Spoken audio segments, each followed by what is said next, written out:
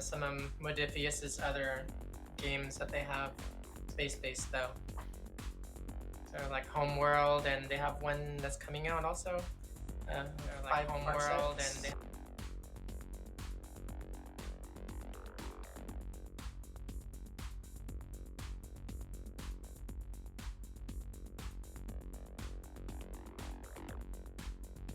didn't space-based games.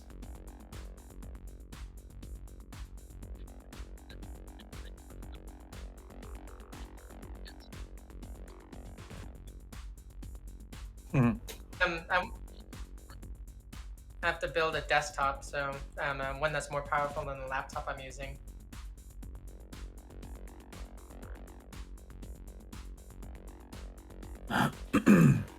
Yay, building computers. Yeah, I'm gonna build a new one next year when I'm done paying for this wedding. Do you have a big crowd coming? Yeah, like 120 something people. Oh. Yeah.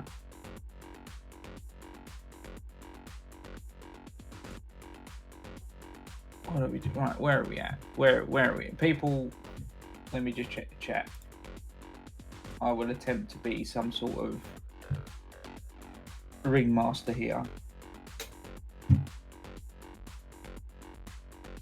People are already filing in by the looks of it. That's good. Welcome. Yeah. Our wonderful stink palm. Hey, hey. Mind the wet paint is drying.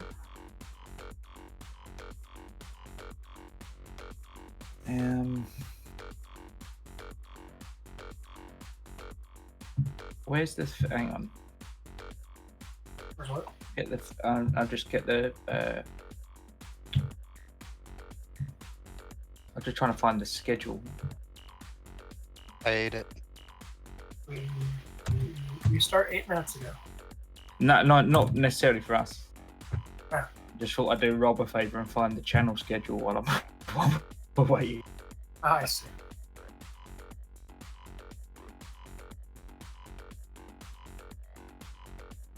Bum.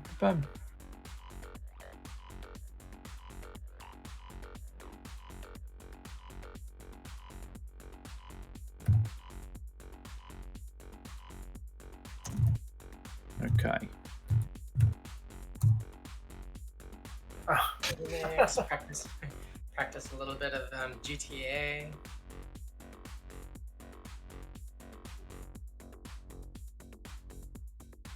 We're going to be spending like days. Well, I'm going to be spending days napping and feeling better because ow. Wait, what did I share with you? Sean Dalton. Oh.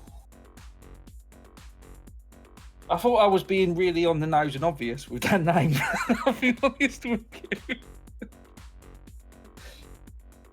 Short of, I was waiting for the right moment to do the line, you know, and it never sort of really happened in the first episode. I was like, I just want to do it, force it. Needs to be more natural than that. Children. Yeah. And we were sort of operating off of like everyone just seemed to know who everyone was already. So I was like, oh, I can't really like just do the lot. No, it's not going to make any sense. They don't know who I am already. I'm trying to find it. There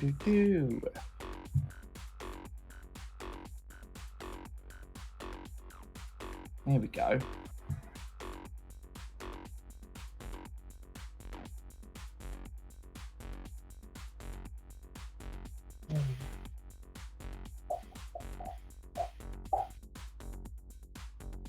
Oh, this is going to take on The 20th.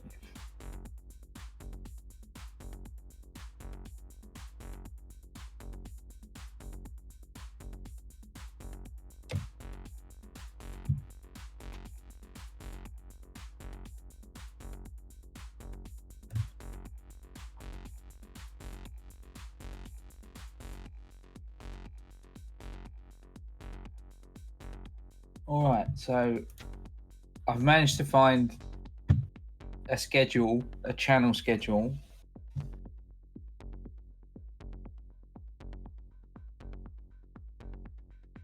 This thing wants to behave itself.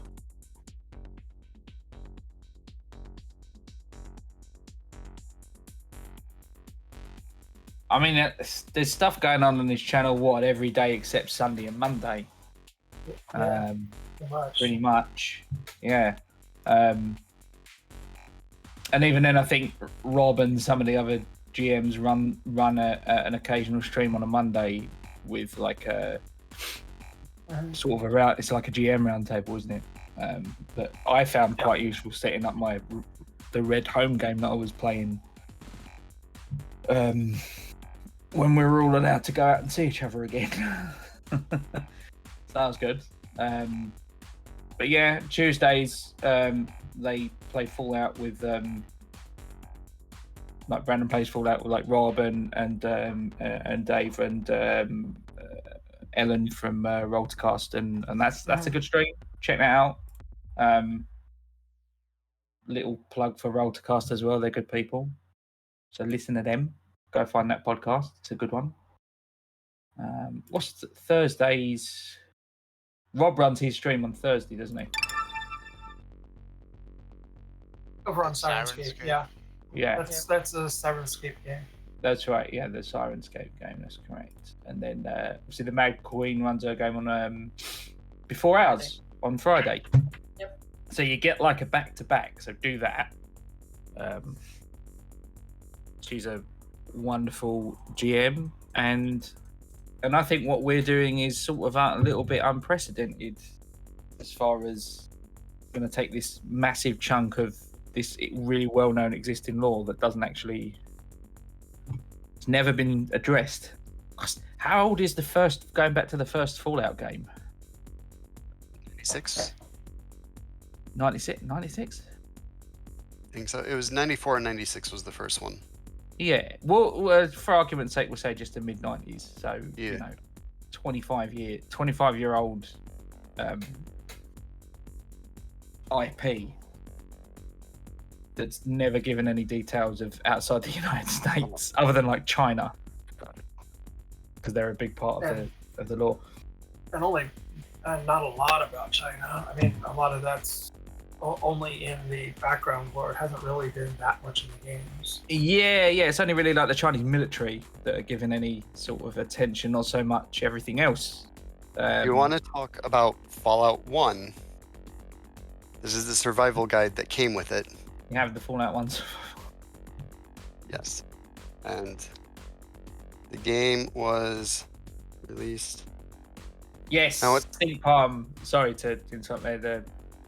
On Stink Palm saying about Roll to Cast Cyberpunk game. Yes, that was their first season, and that's when I first heard them, back when we were still commuting to work. And that was my commute to work every morning, was listening to them play Cyberpunk 2020. And that was pretty cool. Their campaign was like one of them was a rocker boy, and the rest were like hired guns, and they attempted to sort of they were going to storm like a media corp's like main servers and hack their broadcasts so that this rocker boy character could play her music like on air. And there was this whole sort of ocean style intrigue trying to get into the place and hack the stream. It was quite cool. And that was the first time I listened to them, and they're very good. So they play lots of different games. So go check them out. I've had the pleasure of playing and actually running the game for Ellen, who's on Rob's stream, on my own stream last year, and yeah, they're all really cool people. So go check them out. So, just as an aside, sorry to interrupt with that, No, but that's this awesome. survival guide was issued by Vault-Tec Documentation in January of 2077.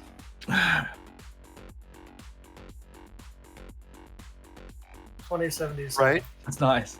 Yeah. From a book made in like 96. All right. Well, for everybody who has come on to chat, thank you very much for joining us. Sorry about the delay. And we are going to be starting up actually in just a moment. I need to get our bio break screen fixed, and then we are going to be going. So thank you very much for the patience. We will be starting that in just a second. So you guys can keep chatting, sorry. And yeah, for the Fallout Survival forgot Guide how. was awesome. We can't keep chatting. We forgot how. Sorry. Horrible. Yeah, I am. I'm horrible. I knew it. I know. All right, I so- didn't come prepped to host a stream tonight, and I ran out of improv powers. For now. Make it up as I go along. What else to talk about? Almost done. There we go. Updated one. Yes. Save. Awesome. We're set. Ladies and gentlemen, we're going to start on up. Give me one moment to drop us over to the Cyberpunk Uncensored logo. This has recipes in it. Mushroom clouds and desert salad. Sorry. There's recipes in the survival guide. Yes. Cybernation Uncensored. Oh, I have that. I have it already. I got the PDF version. Yeah. I also have the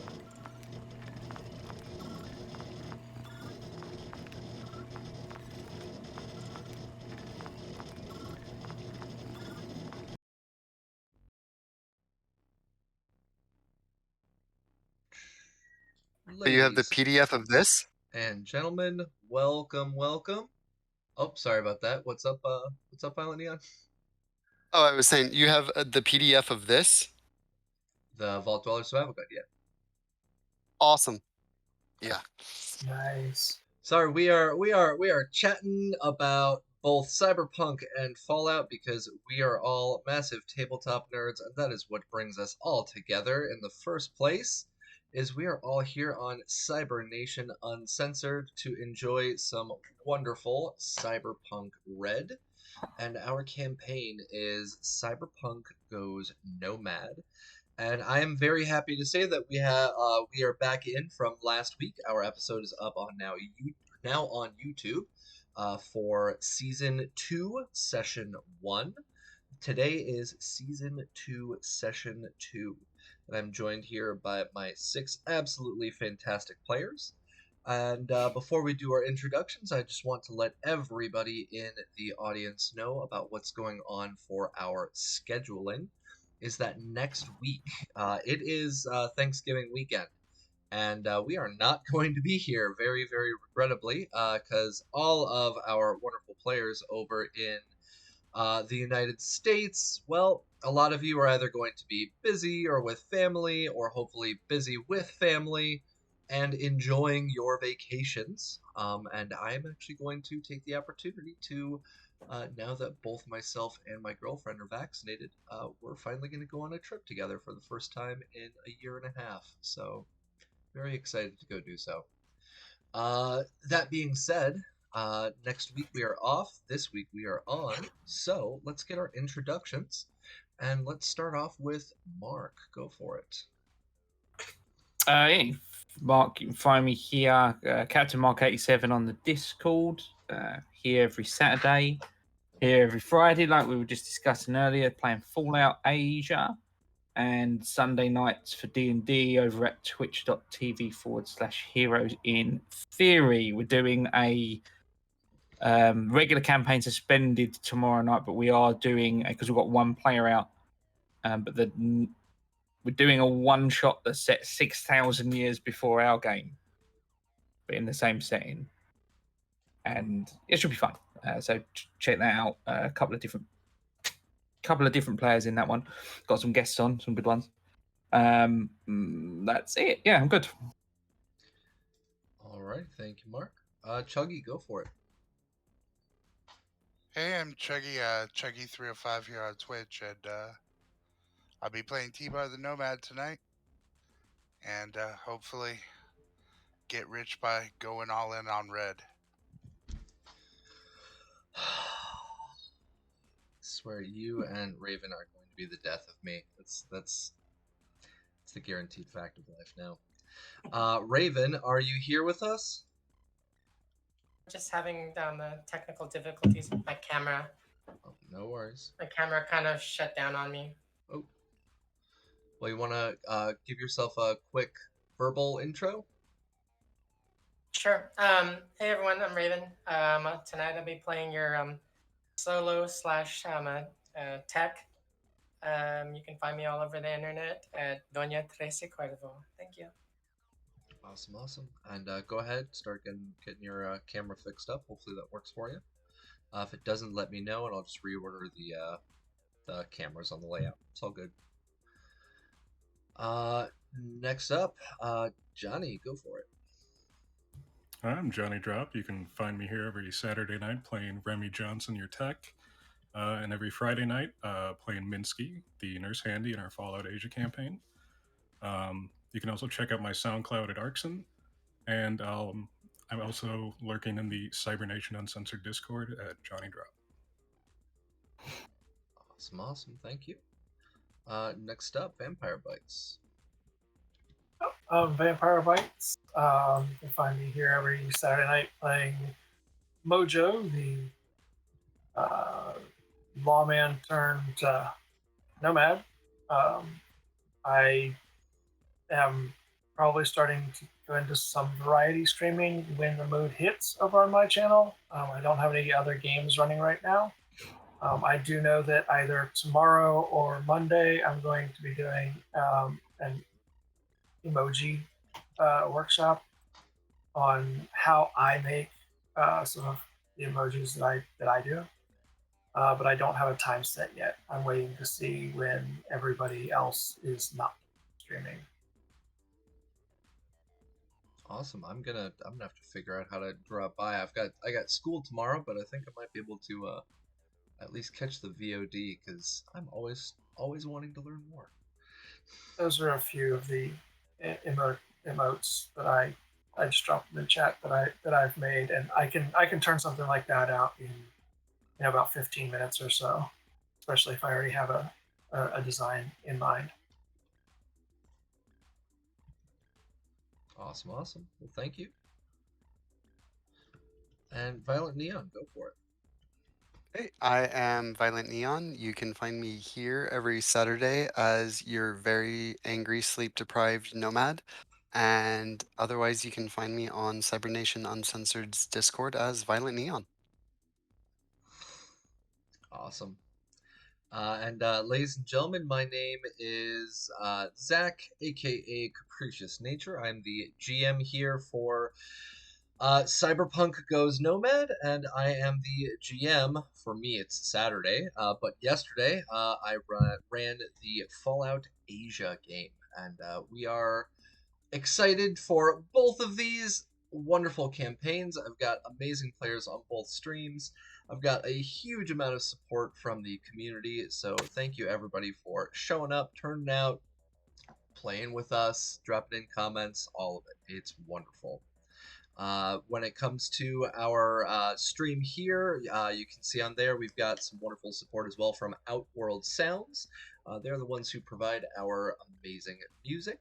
You can find all of our supplements over on cybernationuncensored.com, including the Vehicles of Red, the guide that we use for all of our vehicles and heavy weapons. You can find Tracy, aka Stink Palms, complete guide for medicine in the time of red, an absolutely wonderful supplement that we are going to be updating again very soon with a wonderful little homemade mixture by our Raven here. And we have the Neon Red servers that always give us tons of support, tons of ideas, and I'm stealing some of their ideas for our campaign. And you can catch all my other links over on Linktree. Now, all of that being said, this is episode 2 of season 2 for Cyberpunk Goes Nomad. And what we have dealt with so far for season 1, just to give a quick recap for anybody who's showing up for the first time, Our wonderful nomads here are part of the Snake Nation. They came together as a freedom-loving group, and as they were trying to go into a Nomad Council meeting, they were out at the Nomad Market doing their shopping, as you do, when all of a sudden a bunch of nuclear weapons go off. A blimp that had all of the main Nomad leaders was blown up and crashed into the ground. We had our first PC death on the stream. It was pretty crazy, and ever since then, our players were kind of struggle bussing their way through the wastelands outside of Night City. And with our last stream, if anybody wants to give an update on our last stream, they finally started getting away from Night City and getting back to our big plot. So who would like to share what's going on with episode 1? I had a house fall on me. The whole street. So we had a house fall on one of our players, thanks to a sad stroke of misfortune. Not only did it fall on our Violent Neon, it also fell on our Johnny Drop here. And when it comes to the whole situation for our last session, they ran away from a helicopter with a bunch of drones. Probably a smart move to do that, get away. They started getting back into contact as much as they could with the Snyder family, trying to get in touch with them again, and started making their way out towards that M that you all can see marked out on our map just outside of Phoenix. So they are all right out here.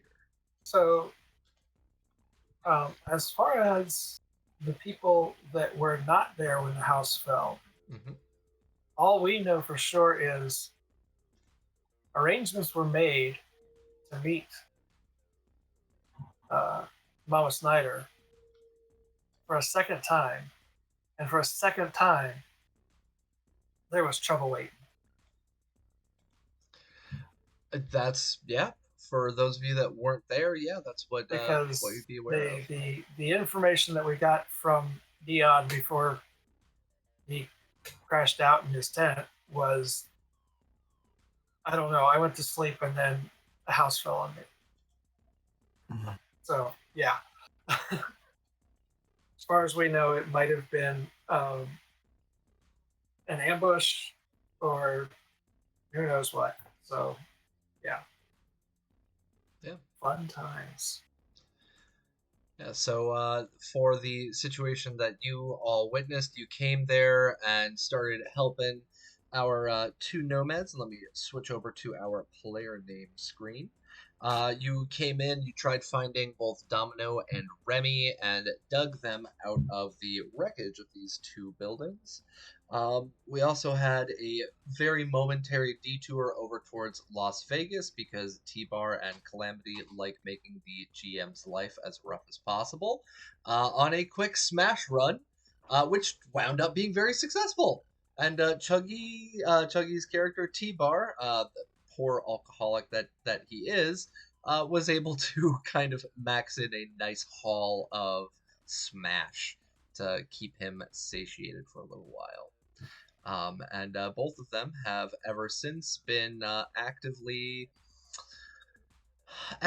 terrifying the shit out of me with the prospects of returning to Las Vegas. So yeah, we'll see what happens in the future. But when it comes to where we currently are at, that M on the map, this is a small makeshift camp that they put together. Oh god, Jack's already rolling. Oh no, sorry, I clicked on something accidentally. Ignore that. You're fine. That was a crit as well, never mind. Yeah. So this was a wonderful little encampment that they put together for the night. And as they are attempting to sleep, we had a couple of painful sleep-related hiccups due to the fact that they have to make these rolls in order to sleep comfortably for the night. So who in the previous night got some decent sleep? Nope. All right, so 3 out of our 6 here got some decent sleep. Domino is on his, what, second or third day of crap sleep? So my second attempt at crap sleep, my like 5th day of being awake / not sleeping well. Awesome. Yeah, you might need to talk to oh goodness, not Mad Mags. What was her name again? It's Ollie. been weeks. Ollie. Yes. Ollie. Yeah, you might want to go find her for some stims maybe. See if Well, she's got I any on believe hand. we were talking about what we were planning on is we wanted to. This is relatively we're not familiar with Phoenix, so we were going to try to spend about a week here to gather our station, figure out where we are, what we are, and kind of get more familiar with the area, maybe do little scout troops, heal, recover, rebuild the things that we can rebuild before making any further ventures into death. Well, yeah. So that's where we're That starting being off. said, not everybody has camping equipment. So Right. some people, even with a week, will be forced to sleep uncomfortably. Yeah. So, I mean, we've got a new family pack thing that we've assembled here of 12 that are not us. So it's 18 in all, and I think we have a total of 6, maybe 7 tents. Oh, I'm going to continue trying to sleep in my car and heal, and I'll let somebody else use my tent because I sleep better in my car than I did in that thing. And um, I I think I have some of your money that I need to give you back. And then you Yes, can get a please. group together to get supplies or what have you, and maybe you'll have Yes. better luck than me and Jack did with the bullshit that happened in Night City. Again, I stand by the fact that I was trying to save him when I blew up that car. I'm not worried about that. I'm just worried that we don't all have supplies. And here's your 1,000 eddies back. Thank you, sir. All right, so we got some exchanging cash on hand. What are the rest of you guys going to be doing? As you said, this is where we're starting up. So, do you want to make a semi-permanent encampment? Do you want to try exploring the buildings that are there? Do you want to travel into the city? Do you want to look for another area? What do you guys want to do? This is totally up to all of you. And I So- think we need to do a week here, and maybe Yeah. in that week have some people do a supply run, have some people fixing stuff, and those that need it resting and healing. Yep. That's basically my plan. So first we should scout out the buildings.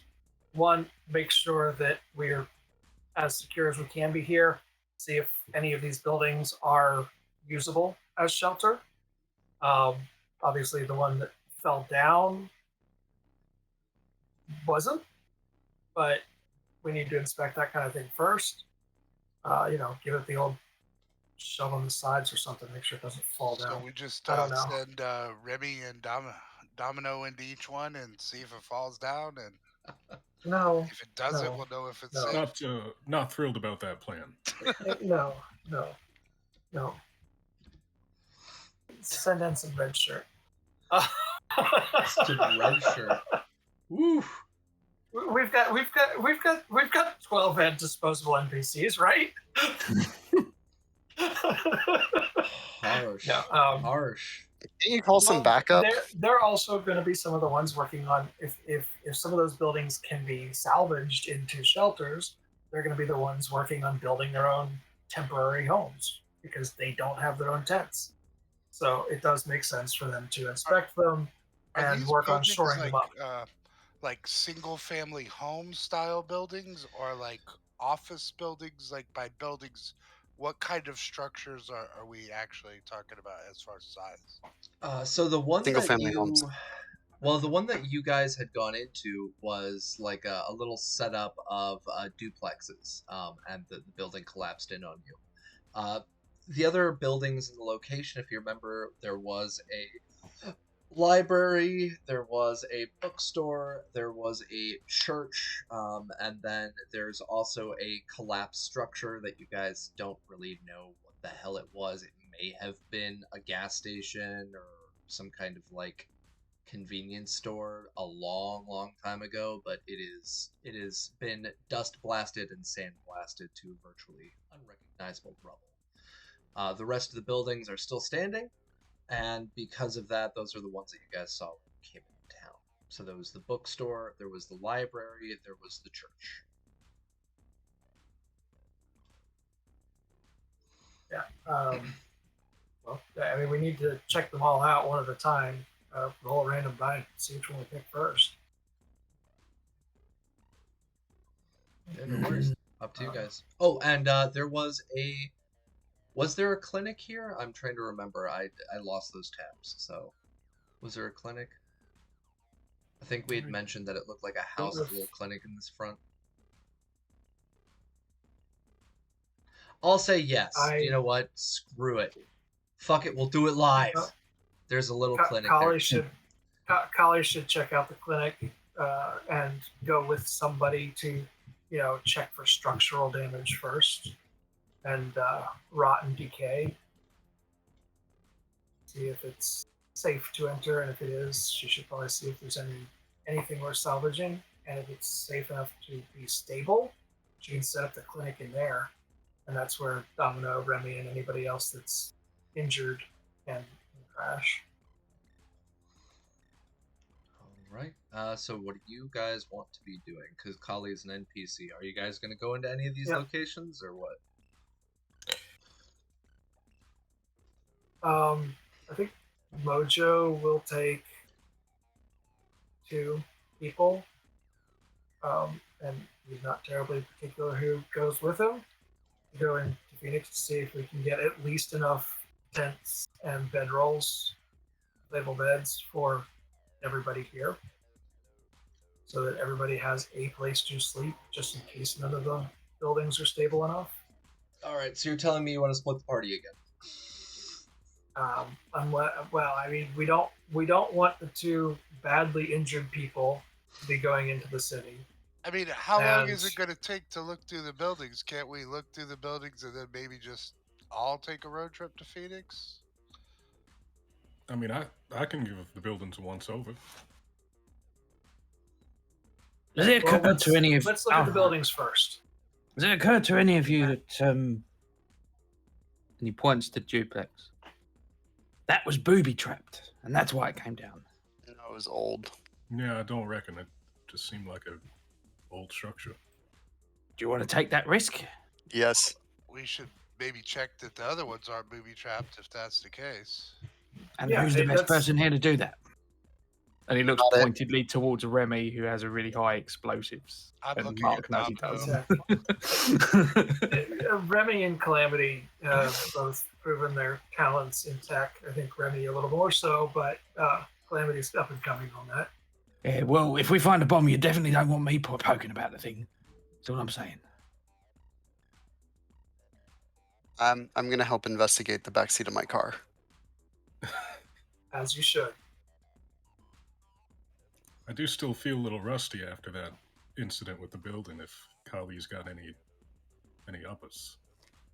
Jack will produce the mystery hypo. Do you want to try this one? See what happens. With I'm going to have to pass on that one. Sure. With the camp equipment, if it was salvaged, there should be at least 5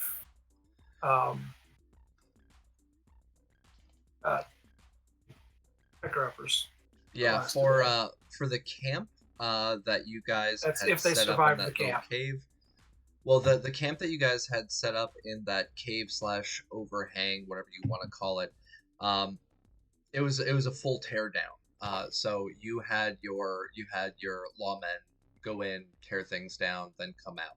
So I'm not going to be... but I don't know what survived the aerial attack at the original home base. Oh, at the main original base. home base. Gotcha. So I don't know what Kali has as far as the medical supplies that we already had.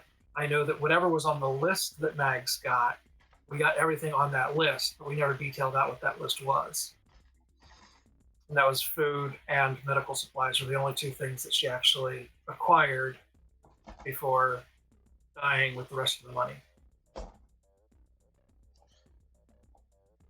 Yeah, so the when it comes to the food, what you have for the number of folks that you have about 3 weeks worth of food total, and you guys are actively hauling the stuff around. Um, when it comes to medical supplies, you have basic medical supplies that you guys had ordered, things like gauze, tourniquets, IV drips that might be needed if anybody gets shot, stuff like that. So those are like support role things. It's not like you've got like Fallout. It's not like you have a box of stim packs or something, or a box of speed heals. But what you do have is you have enough general medical supplies to take care of the folks in case things get shitty. We did have some boxes like that with the at least the wake up. I forget what it's called now. There's this the one stimulant that you can take that basically makes you as though you rested fully. And removes Yeah, that was the stimulant. Yeah, and we had at least 5 of those that were replaced from Aldecaldo supplies when Mags grabbed them to take with on a mission. So if they survived the firebombing, we have at least 5 of those. Go ahead and roll me 1d6. Let's find out.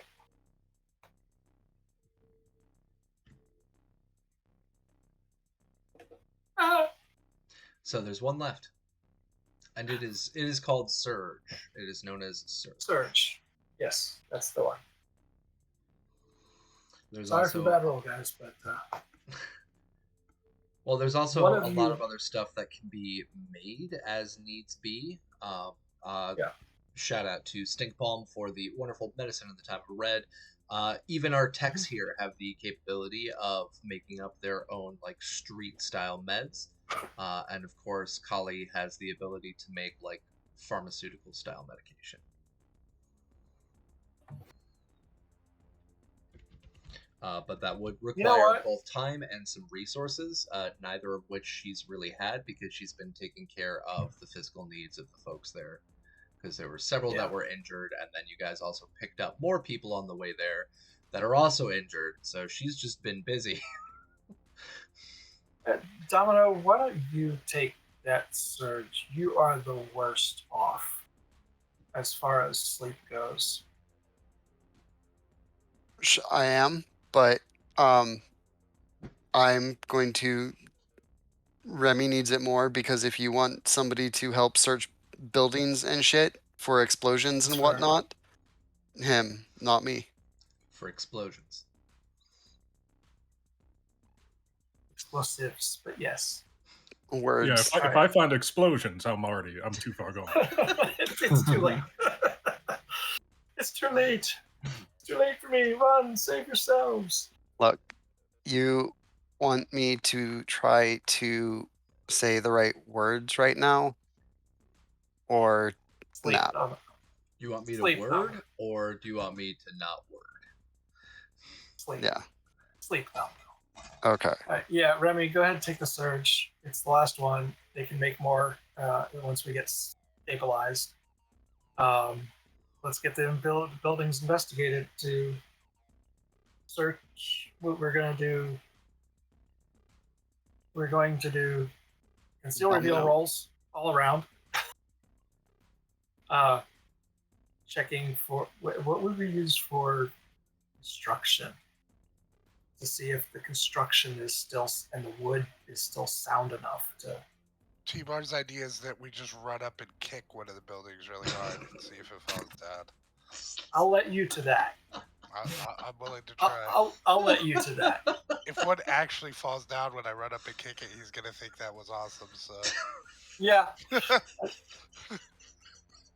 it would be. But if the first one falls down when you kick it, then we don't need to check the rest of them. but we're gonna start checking one of the ones that he's not kicking. So when it comes to trying to check out the buildings, there's a couple of different things that you can do. Number one, I will actually be totally a-okay if you want to use the intelligence education. You can also use, as weird of an application as it might sound, if you have intelligence composition, because you'd be checking out the composition of what the building is made out of. It's not just writing. I don't know. I'll take it. I'd make that argument. English is a very semantic language, and I have had my players of not only you guys, but also my former players use infinitely crazier semantics. So I'm just saying. Would demolitions be a reasonable one to see? Because you would reasonably have to know how much demolition charges would take to bring down a building safely or unsafely. So that was actually the next one I was going to mention, is if you want to use demolitions check to do so, you can do that. So there's my conceal reveal and my education.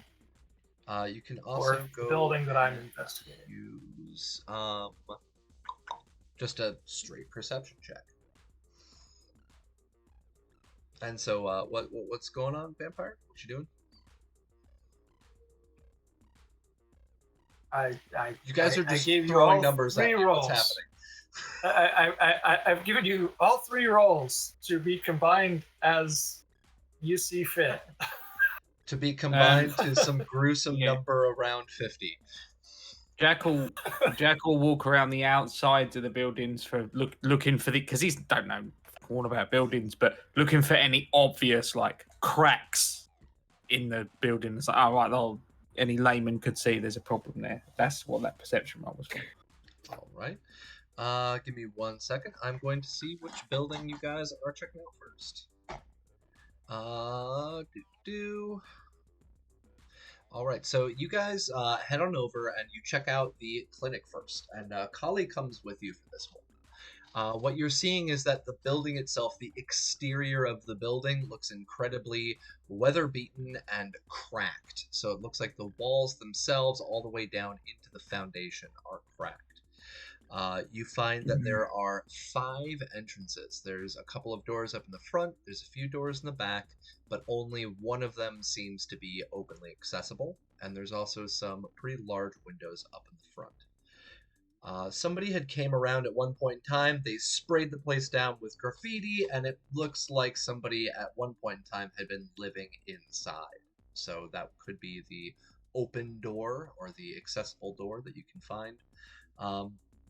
And when you are looking at the building itself, looking through those windows and trying to check out, you can see that the inside of the building saw some pretty interesting issues there, because not only is there a disgusting sleeping roll that's on the floor, but there's also the remains of a person that looks like they'd decomposed into the sleeping roll, and a slew of bullet holes into the walls on the inside of the building.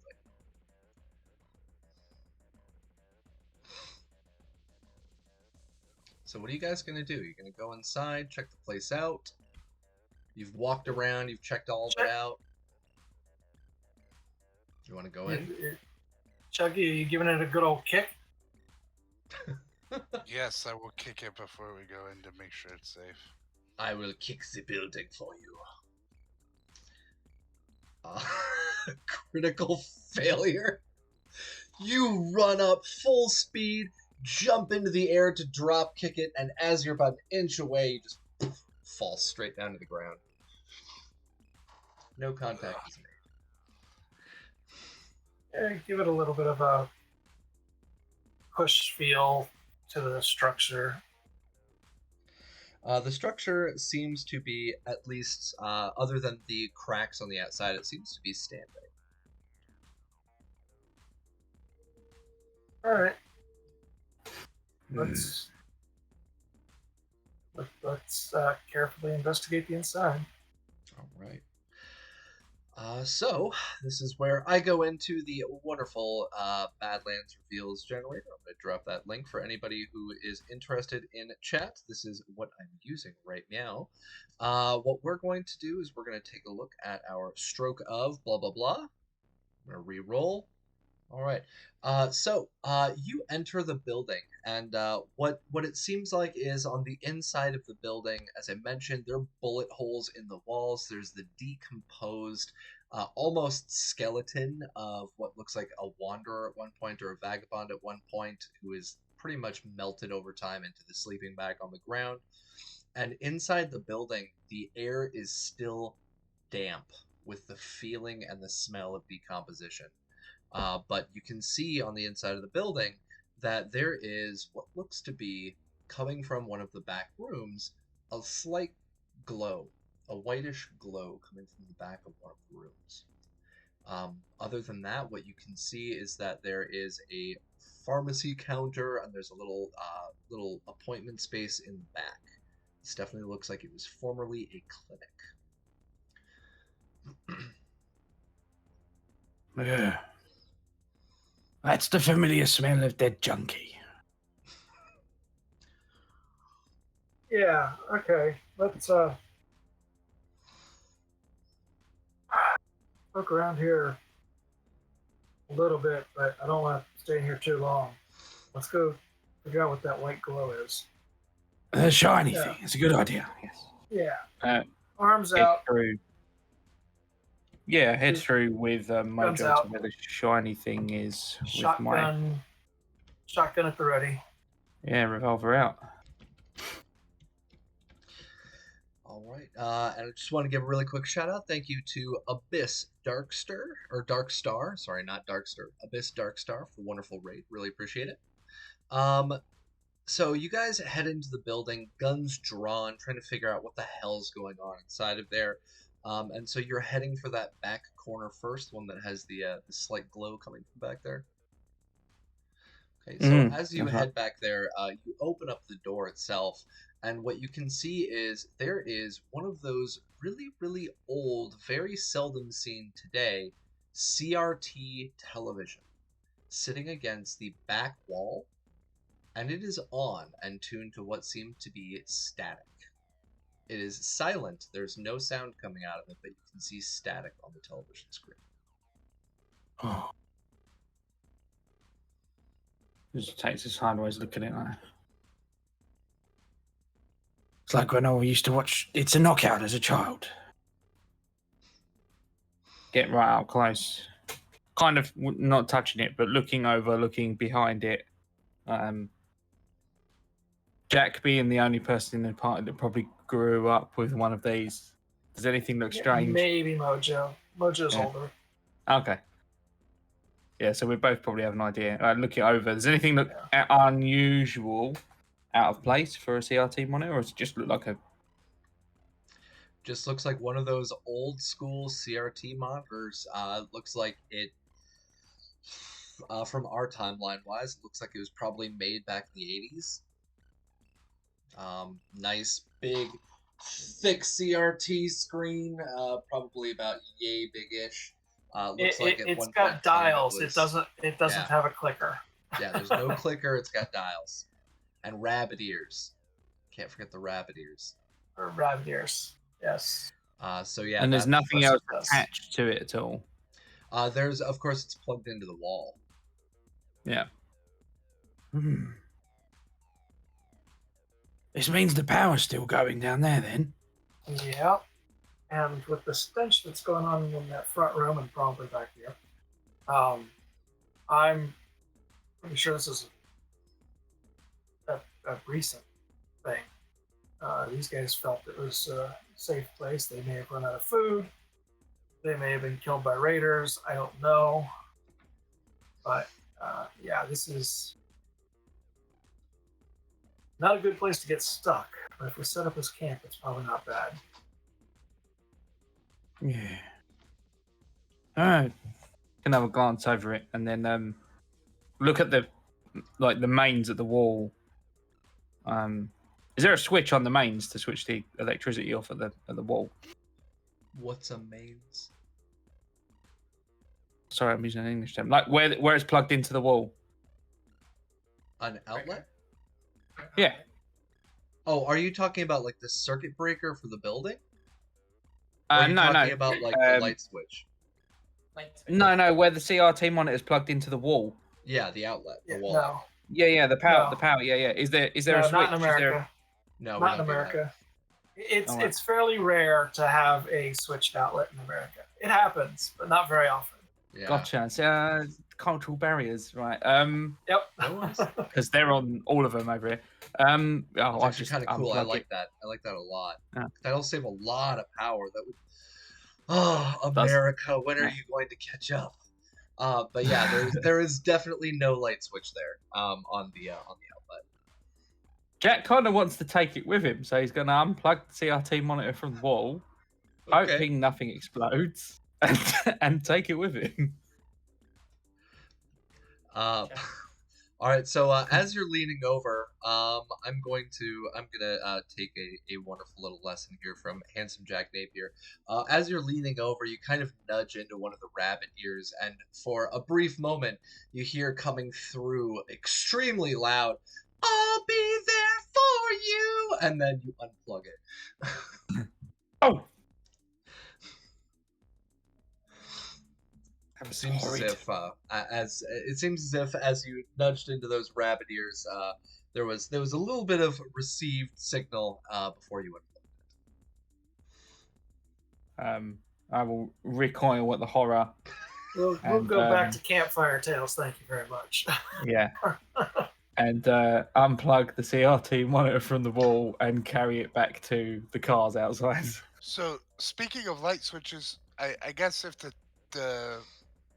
that thing was It's had working, yeah. electricity, is there light switches in the room to kind of see if the entire building Power. has electricity? Or Yeah, give me a perception check.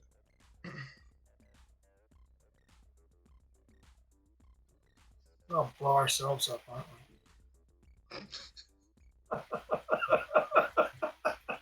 we? Come say, come sa. I don't know. If I'm taking the monitor outside, I would also ask Callie if there's anything that needs charging that she might have. Any equipment. Yeah, we've got power in this building at least. Yeah. Yeah, so T-Bar, you do successfully find a set of light switches up in the front. Little toggle light switches, and you walk up and you start flicking them, I'm guessing. Do you try turning them on? Yes. Okay. So you find the switches, you start flicking them. A couple of them start turning on some light. You can hear the fluorescent bulbs go zzz, zzz, zzz, and turn on. And it reveals pretty much the rest of what's inside of here, because the front windows were kind of stained through. You couldn't see too well. But this building itself looks like it has been the site for some extended period of time of probably a drifter, wanderer, or maybe even a nomad, or possibly several. You find empty boxes, empty cans strewn around on the floors. You see the dead body now. It's been decomposing for quite some time and being baked out in the summer heat of Arizona with no air conditioning. It's not looking too good. And you see that again, there's several sets of bullet holes in the walls. This guy may have been in the middle of a firefight. It may have happened before. It may have happened after. You're not sure, but you're able to get those light switches on. You're able to see that in the room. There's lots of trash. Somebody had been staying here for an extended period of time. Anyone who's outside would see Jack just come blundering out of the building with his big CRT monitor, and he sort of haphazardly carries it over to where the stuff is, the rest of the stuff, and ponks down. And then he's going to turn around to Calamity like, there may have been a firefight in there. Check the bullet holes on the walls. I trust your eyes on this, and tell me how new they are.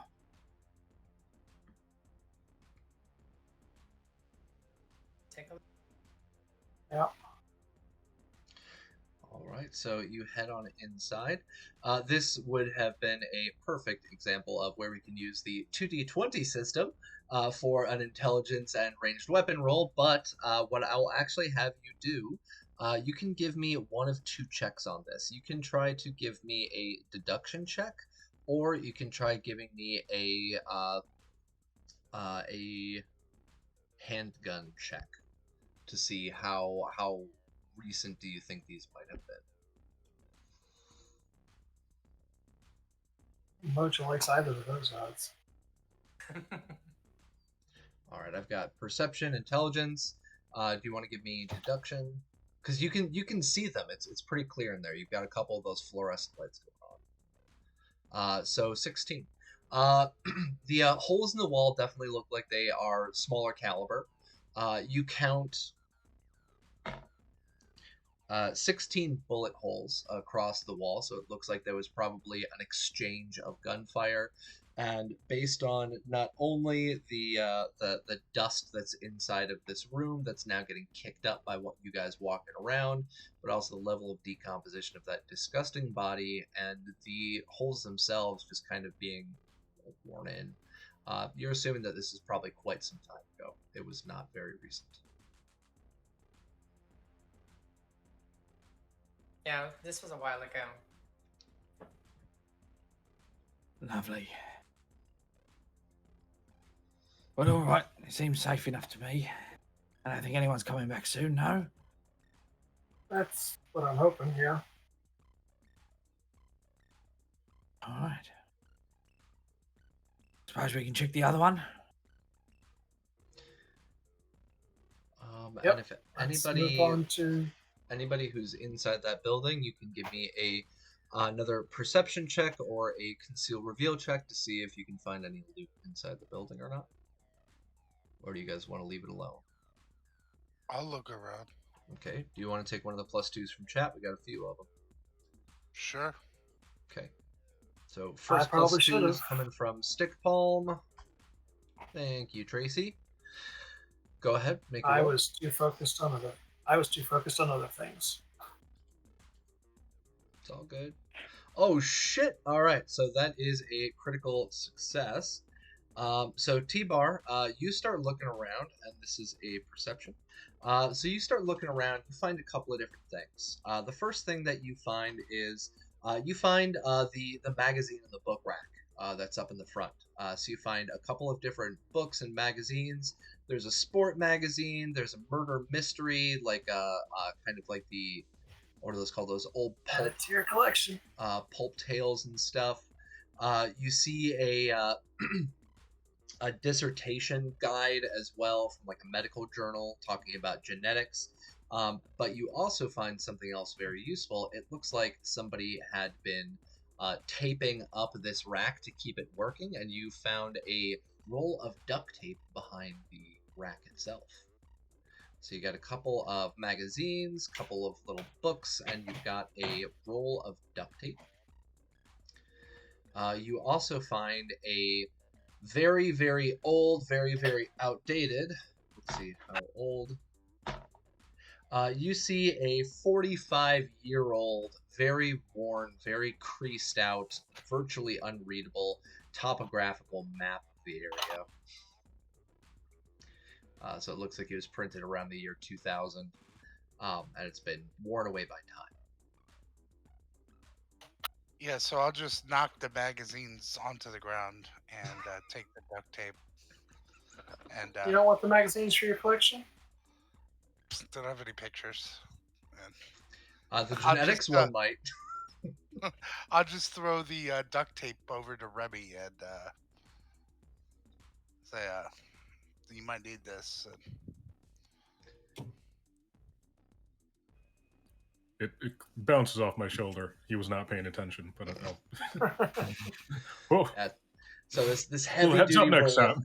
Yeah, heavy duty roll just kind of hits you in the shoulder. Oh shit. But yeah, go ahead and add into your inventory. You have a large roll of duct tape. It's the extra wide one, like the really thick stuff.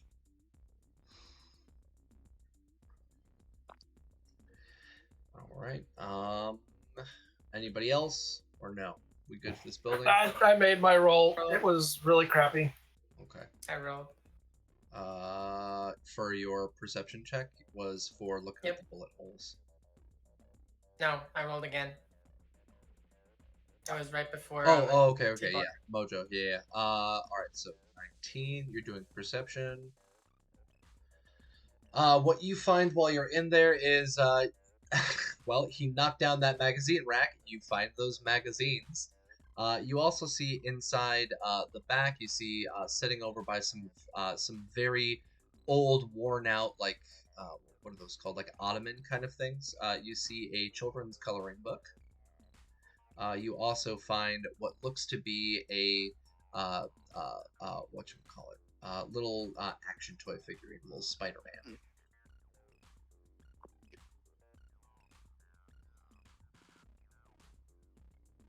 But that's They what you stay find. there. Okay. You don't want the haunted coloring book or Spider-Man? Come on. It's not Mojo Fallout. got a 10. Why not take them with me? I could probably give them to some kid. Mojo got a 10. He's not really.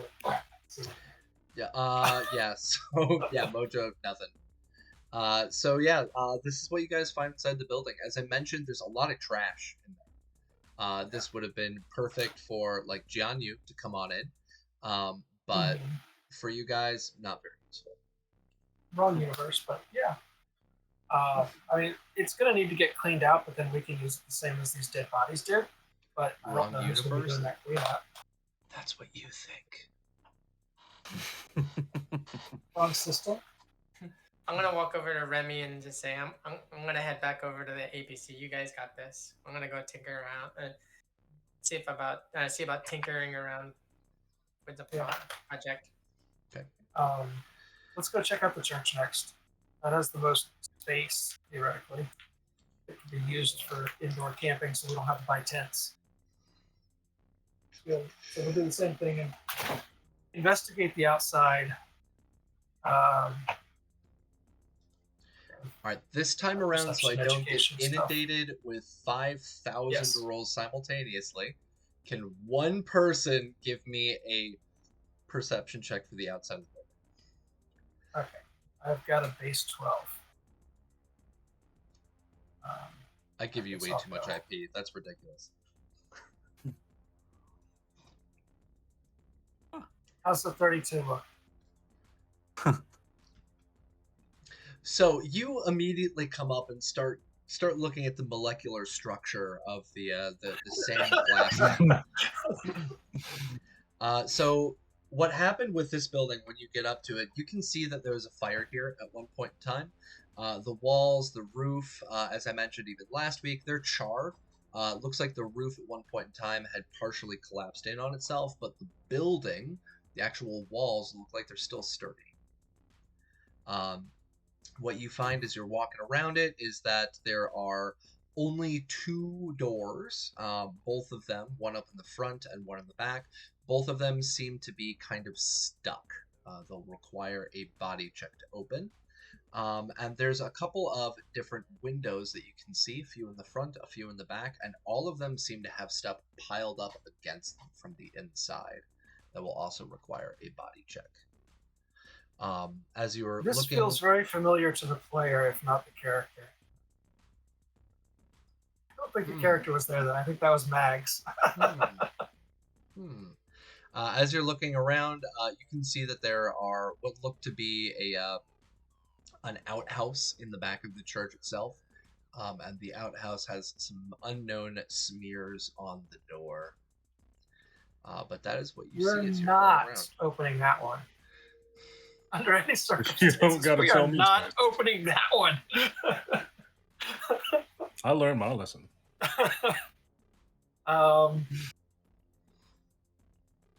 Calamity's busy with. I'll give it the body check. Why not? And is that roll under body or is that roll body plus?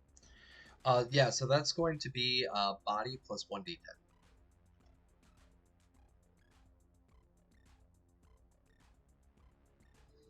All right, you come up to the door, you slam into it with your shoulder, extremely rough. And as you slam open that door, are you going through the front or the back?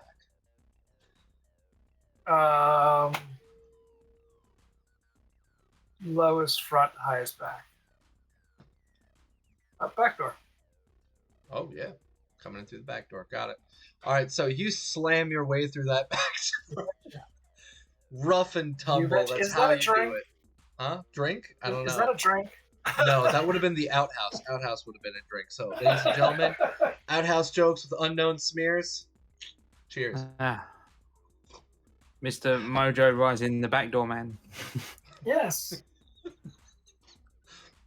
I mean, that can be our drink. You backdoor jokes. That'll be our drink. So there you go, Mojo. You've made it official. Yay. All right, so backdoor joke aside, you slam into the door, rough and tumble, you smash into it, and you actually break down the door. As you break down the door, you kind of stumble inside with it, and I need you right now to give me a what'll that be? An evasion roll to make sure that you don't fall and get hurt. Evasion. Yes. Okay. Because as you are falling through, you made it. As you are falling through, it seems that you also disturb some of that slightly collapsed in roof. And it actually collapses in. The roof collapses in behind you and covers up that door. So the entrance that you came through, your back door, is now shut off to anybody else coming through. Well, I was the one that wanted to separate the party, wasn't I? Yes, you are. So the back door, you guys, if you tried to get through, it has a pretty decent amount of roof rubble there that require a body check to move all that stuff out of the way. I will call back. I'm okay. It didn't get me. I'm going to find another way out and poke around in here while I'm doing it. All right. So as that way you're everybody's around, not like, it happened again. No, not it's again, fine. no. More ceilings collapsing. Fine. Woo. It's fine. No, the physical structure of the building, you already got a molecular roll. The physical structure of the building, the walls and stuff, the foundation, it's actually sturdy. It looks like this was the best repair out of the ones in the area, walls and foundation-wise. But you go in and you can see that pull out a shotgun. Okay. You can see inside the building. It's very bright because there's pretty much no ceiling left anymore to this church. You can see that it's very bright. You've got all these sun rays coming in, but the air itself is incredibly heavy. It seems as if dust and dirt, debris, and sand had been blown into the room over time, and it's a little bit difficult to breathe in there. Do you have a breathing mask? Got my shirt. Do you have a breathing mask? I've got my shirt. I'll take that as a no. What I need you to do right now is please roll me a resist torture drugs. Jack will probably start clearing that rubble on the back door then, because if we're going to use this building's the most structurally sound, we're going to want both entrances for people to come in and out of. Okay. Go ahead and give me a body check. And you're actually doing all right. You just start coughing a little bit to yourself. You're coughing, the dust, the debris that's floating up in the air, especially after you disturbed all this stuff on the ground. It's treating your lungs and your throat a little bad, but you're all right. And Jack, you hear him coughing from the other side. You start pulling away that rubble, but it seems as if a lot of the pieces that came down, some pretty heavy timber, you're unable to get it moved out of the way. Awesome. You say the roof had come in. Mm-hmm. How high up is that from where I am? The roof. So this is actually a. Let's find out. This is just a 2-story building, so it'll be an average story is about 10 meters, so it'll be about 20 meters up. I'm not going to try and climb that, Wait. but what I could do. Hold on. I just converted that way wrong. It's 10 feet, not 10 meters. So hold on. So 20 feet to meters. So it'll be about 10 meters high, including the my architecture lessons are failing me. What's that called? That triangle piece that goes on top of the roof. The steeple. Not the steeple. It's like the side of a building. When you look at a house, it's got that like, raised triangle. Thatch? No, because it's not a thatch roof. It was a solid roof. I don't know. So Oh. it's about 10 meters off. Believe it or not. Because I can hear him coughing. I do Yeah. have an anti-smog breathing mask Mhm. that I could just throw in there for him. How fragile is this thing? I don't want to throw it and it just breaks. Like, Hold on.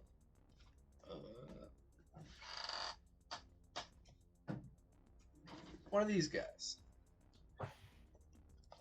pretty relatively sturdy then. Yeah. Decently sturdy. Yeah. Plastic rubber. And Alright, yes, so I I'd actually have shout this in, sitting like- at the ready, folks, because I will be Nice. using this in the future. Yeah, I'm gonna shout in then quickly to. Stop. Yeah, I'll shout in quickly to Mojo then. Yeah. Keep an eye on the hole in the roof, and I'll just Chuck. toss the mask through. All right. Go ahead and roll me luck. 1d10 under your luck score. Oh no! Oh yes. Hey! Oh! Hey! You toss it over, and it lands right into their hands. So Mojo, you literally have this thing like kind of feather drop into your hands. Oh. Hole in one. That sounds good to me. An I'll put arch. it on. Thank you, Chav Hunter. It is the roof arch. Shit. Hey. All right. Yes, thank you. The character played by Vampire Bites is coughing. That is true. You are coughing. But now you've got a breather mask, so you can put that on. I do. And Yes. you seem to be handling the dust and the debris that was kicked up a little bit better inside the building. But yeah, inside, as I said, it's super bright in there. The air is heavy with all that stuff, but you're breathing decent now. What do you want to do now that you're covered up in there? Poke around. See, is other than the fact that there's no roof and we'd have to use tents or put a tarp in, jerry rig a roof. I shouldn't use that term. I'm sorry. okay. I know I mentioned that before on a previous stream, including like Jerry. Yeah. Gaines as well. Well, that's that. Yeah. I mostly use Jury, Gury, but that stems from Jerry and from the other term that I won't even. Yeah, it's okay. attempt I got you. Yeah. To engineer a temporary roof. So I will. Looking around to see, is this going to be a habitable environment, and what kind of stuff is still in here? Why wasn't, since this is so sound, the walls, why wasn't this being used as a shelter instead of the place where everybody died?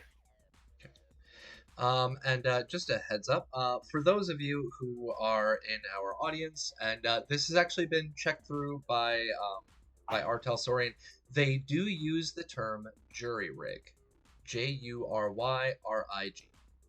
So that would be acceptable in this regard. You could also use the term fabricate.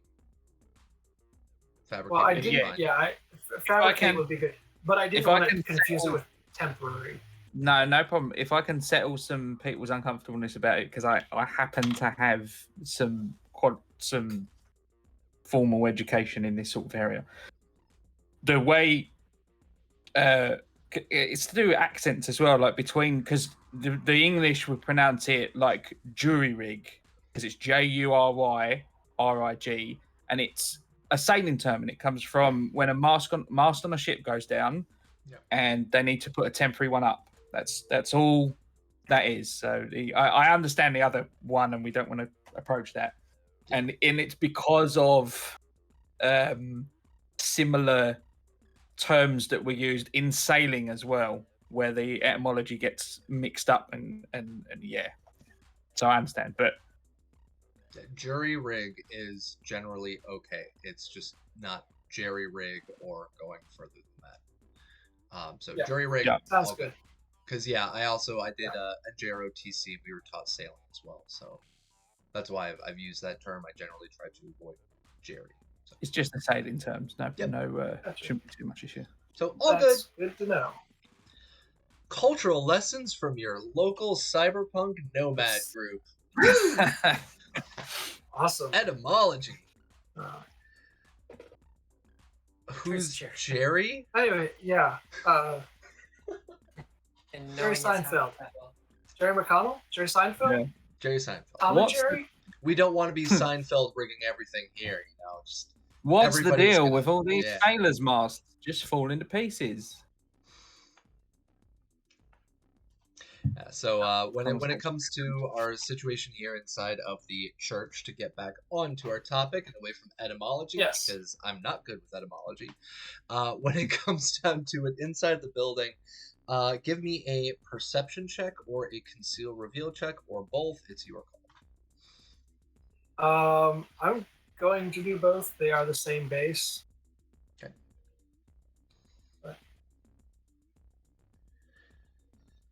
All right, so you got a 20 and an 18. So inside the building, the reason that it seems like nobody had come in and tried inhabiting this is because as you're walking around, the front door is chained closed from the inside with a heavy-duty padlock attached to it.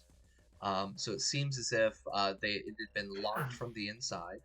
But you also find inside of the building a broken, very old laptop. You see what looks like an electric drill next to a pile of pretty desiccated wood, and you also find what looks to be a megaphone. So it looks like somebody had tried holding up in here at one point in time, trying to block other people from getting inside, but you don't find any remains. There's no people's remains. There's no sleeping bags. There's no tents. There's nothing that you find inside. For sleeping or living. As for your conceal reveal check, as you're kind of messing around on the inside, what you do find, as you go behind the pulpit and into the little rectory area in the back, you find two very weird things. One of them is a pair of handcuffs. Ooh la la. You also find a bag of zip ties. I like this church. So it seems as if there was some issues that may have been going on back there. Who really knows? You don't see any blood, so that's a positive. But that's what you find in the back area. I am definitely pocketing both of those. Yeah, and in the main part of the church, that area, like the main part where you would find the pews, you find a personal care pack, one. And you find what looks to be a smashed video camera. I will also grab the care pack, personal care pack. I will leave the smashed everything. The drill would. I should probably take the drill. If it looks like it's still working. Does it look damaged, or is it just discarded? It looks very old, and it's been in weather conditions for an unknown number of years. So it looks very old, very worn. I'll leave that to Remy's discretion once we get people through. So yeah, that's what's going on inside. And since you were working on it, you can go ahead and give me another check really quick. Anybody who's out by that back door, you can roll me another body check to try and get that rubble out of the way. Give it a go. Because I know Mark was back there. You After the continue pulling stuff away, but you're able to finally get the main chunk of the stuff out of the way. Either you can give it another body check later on and try to get through with some assistance, because you can only do one check without a change in circumstance, or if anybody tries to get through that area, they're going to have to make a contortionist roll to do so. I'll go ahead and help him out with clearing that out. Okay, go ahead and give me a body check for assistance. There we go. You're able to get that, finally you're able to get that big piece of wood out of the way. You push it out of the way. Some more of the roof kind of collapses to the side, and there's a clear walkway through. And you guys can see indoors with all of the sun shining straight through the no longer existent roof of this 2-story structure. Yeah. Alright, so this is our safest place to hole up. The walls will give us protection from being battered and beaten in the tents by the wind. The flooring will give us a more stable place that I don't even think it'll take the entire week for people that do have tents. Because it's floor. You know, you just clear out the rubble out of it, and it's a nice flat place, just like being in an apartment. All we have to do is worry about a roof over our heads. As long as you're in a tent, we've got that, right? So I think we can hole up in here and maybe do a makeshift roof. Looks like somebody was trying to start that long time ago, but didn't get anywhere with it. Chains over the front door. I didn't try breaking it or picking it. Somebody else can look at that if we want to get through the front door as well. But yeah, let's clear this out to make this our camping area, and then I think rather than breaking up the party, I think I'm going to call my backup and send them in on a store run to specifically pick up camping supplies and tarps. All right. Well, with that as an idea for cleaning up this area and sending in your backup, we are going to take a bio break. I've desperately got to go use the bathroom, and I would like to get a refill on my coffee. So, ladies and gentlemen, we will be back in just a few minutes, and we will be picking back up where we are cleaning out the church and where we are working on getting some more supplies. So, ladies and gentlemen, hang tight. We'll be right back. Our mics are hot, so if you guys want to chat with any of the viewers, that's fine. And we also have our Cybernation Uncensored fixed finally. Our look at that! fixed It's version pretty. of the bio break screen. So let me fix that up again because I did not send that correctly. There we go. I'm still hung up on deep diving into the usage of the phrase "cleaning up the church." Oh. Yeah, Especially with I don't know if those I have handcuffs no and the zip idea ties what in the the back. jury rigging conversation. No, I is think about. those would be things that would help clean up the church. Oh yeah, gotcha. As for your question, I'm just gonna for those of you who are in our viewership right now who might be a little bit confused, that whole conversation. One of the things that we mentioned at the very beginning is that we don't want to be using any racially or culturally insensitive terms. The term that we were kind of balancing around is the term jerry rigging, and there's also another term that I will never use, especially on a live stream, because we will get shut down and I will feel like a horrible human being. But jerry rigging comes from a culturally insensitive term against Germans, because it was used against their people's groups during immigration times. And the other one is a very racist term against African Americans. So neither of which we want to use on the stream.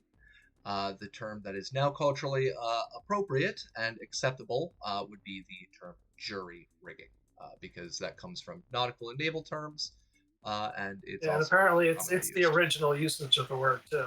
So I didn't even know the one that you guys were talking about. I had to Google it, so I'm technically learning new slurs. That's not what we want to promote. No, I had never even heard the other one. I was like Googling it, like, what is That's he a bad talking about? chuggy. That's a bad chuggy. No. Let's not think of it like that. Chuggy's learned about some cultural sensitivities today, and his knowledge of the world is broadened. My fragile little mind is cheers to that, folks. Cultural sensitivity. Yes. Kappa also sent you some I'll be back. I'm gonna go smoke a cigarette. Yep, and I'm gonna go on my break, and I will check my Discord chat right now. I will see you folks in a few minutes. Let's break. Yep. You can get more Coke Zero and Bio. All right. I think I can still hear, but not as well. Gotta give my ears a break. We'll be right back.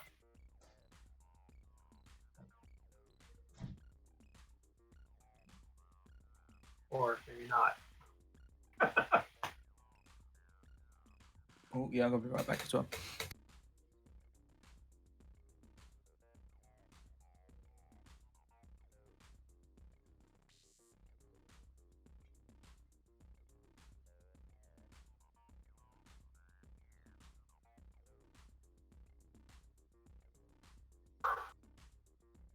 Oh. So for all you folks out there listening that are part of our Discord, do we have that trigger?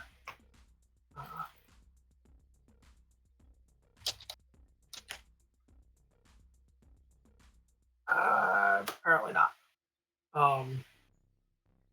Anyway, for those of you who are a part of our Discord, or just scroll up in the stream text there, or right there, Moobot's got it. Learn. Gotcha. New command I learned today is learn. But the play-by-post is on a very short hiatus. The players are between missions. One of the players is dropping out for the time being. So there is openings there. If you're interested, drop into the play-by-post channel. Read through the city to see if it's something you're interested in. While I'm running the gigs, I tend to do one-shots that are very mission and gig oriented and not very much story oriented because I don't have a lot of time for it. Whereas Persona Minor has been stepping in, player taking a break, doing some GMing, and has done some fantastic storytelling with the play-by-post. Grumpy, who is stepping out for a while, has also done some wonderful player-led storytelling with their character on a break. But now the player is taking a break, so we won't have them as storytelling GM anymore either. So we are open for more players in the play-by-post. Excuse me. Take a look at it, see if it's something you're interested in, and drop a post in the play-by-post channel. Let me know. You can create a Cyberpunk Red raw rules character with any of the three methods. Tend to recommend complete package personally, but if you're newer to it and you just want to kind of get a feel for it, if you want to use one of the two templated versions, it's fine. You can drop a note in play-by-post and then drop a character sheet in introduce your PC with a short backstory. Generally, you'll take your backstory, you'll take your life path and weave it into a backstory. Yeah, we're taking applications for players in the play-by-post. If that's something you're interested in, that is something we can do. Other antique things is original Baldur's Gate, Oh, wow. still in its open sleeve thing. My newest thing that I'm spending all of my time and money on is tea. I got a temperature-controlled electric kettle, Nice. a mug top infuser, and a bunch of tea where I'm doing custom blends from Adagio. Oh, look at that. Rob just dropped in some of my blends there. Thank you. That's yeah, I wonder which one that one is. I don't recognize it by number, unfortunately. But I've created quite a few. I have a fandom for The Endless from the Sandman comics by Neil Gaiman in DC Comics. I've gotten 5 of the Endless done so far. I've got Death, Dream, Desire, Destruction, Death, Dream, Desire, Destruction, and Delirium are the 5 that I have done so far. I have ideas of what to do for Despair, kind of. It's going to be a flavor that some people will like, but I don't. So the flavor to me is Despair. But I don't want to make a tea that tastes like Despair for everybody, because then why would you buy it? But yeah, I love tea. And I plan on having a little something for everyone. The tea that I'm drinking right now is my Vampire's Kiss, which is I usually like something very sweet. I drink sugar soda. I don't drink diet or zero or anything like that. My coffee has a ton of creamers in it. It's sweet. And this particular tea, it's got the right zing and zest that I don't use anything in it. Wonderful. And it's a dark, deep red color.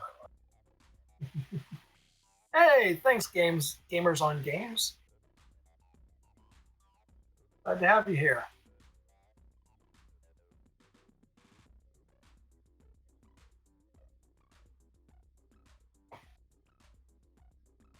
We're in the middle of a bio break right now, so we're just kind of behind the scenes chatting and random stuff that the players talk about when we're not playing.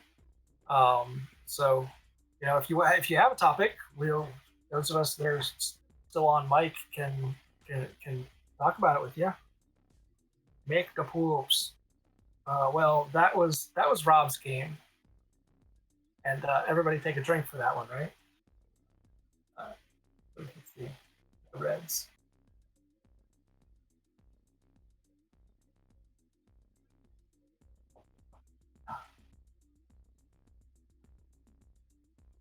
Gamers on games. That the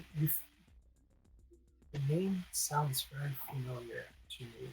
I don't follow you here on Twitch, but I know.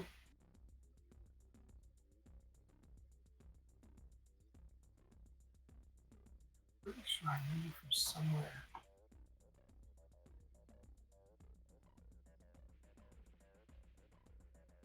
Oh, I'm following you now. Sounds And to go with my Vault Dweller's Survival Guide from Fallout 1, I found my Vault Tech Lab journal from Fallout 2. There you go. Which I believe also has recipes. Gamers on Games, I believe only the mods can do links. I haven't tried. I'm not a mod here, so I haven't even tried it, so I don't know if you can do just that. Ooh, this recipe might be it good looks for like us. you can do links. Nope, it looks like you can't do links. I see what I typed. Nobody else sees what I typed. Okay.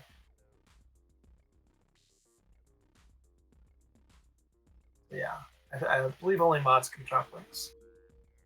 That is a common setup for Twitch.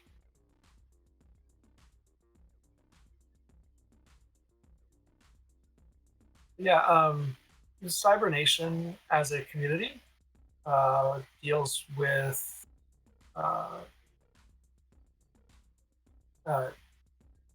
Cyberpunk Red was where a lot of it got its kickoff. But we've picked up some sponsorships and partnerships with Modifius, and we're doing some Fallout games, doing a lot of new lore creation for the Fallout games. There's a game affiliated with Cybernation that is based out of Florida, another one that's based out of Asia. What else we got, Rob? There's a Niagara. Brandon's game. But yeah, there's several 2D20 Fallout games that are affiliated with Cybernation. And then there's also the Dune game coming, I believe. Is that still a thing, Rob? Are you here? I see you chatted recently. He's working on Dune. He wants to recruit a couple more, one or two more people. So the Dune is still in progress of being set up. But yeah, coming soon. Dune 2D20. So, yeah. In the Discord, there's discussions on Cyberpunk 2020 as well. So there's all kinds of discussions going back and forth for a lot of various tabletop RPGs. I'm pretty sure there's a channel in there that I'm ignoring about video games too, but I'm not sure.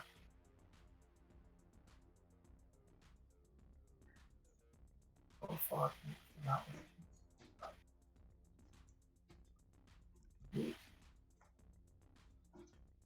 Cool. Yeah, Rob is our founder, and he's put together a fantastic community here at Cybernation Uncensored.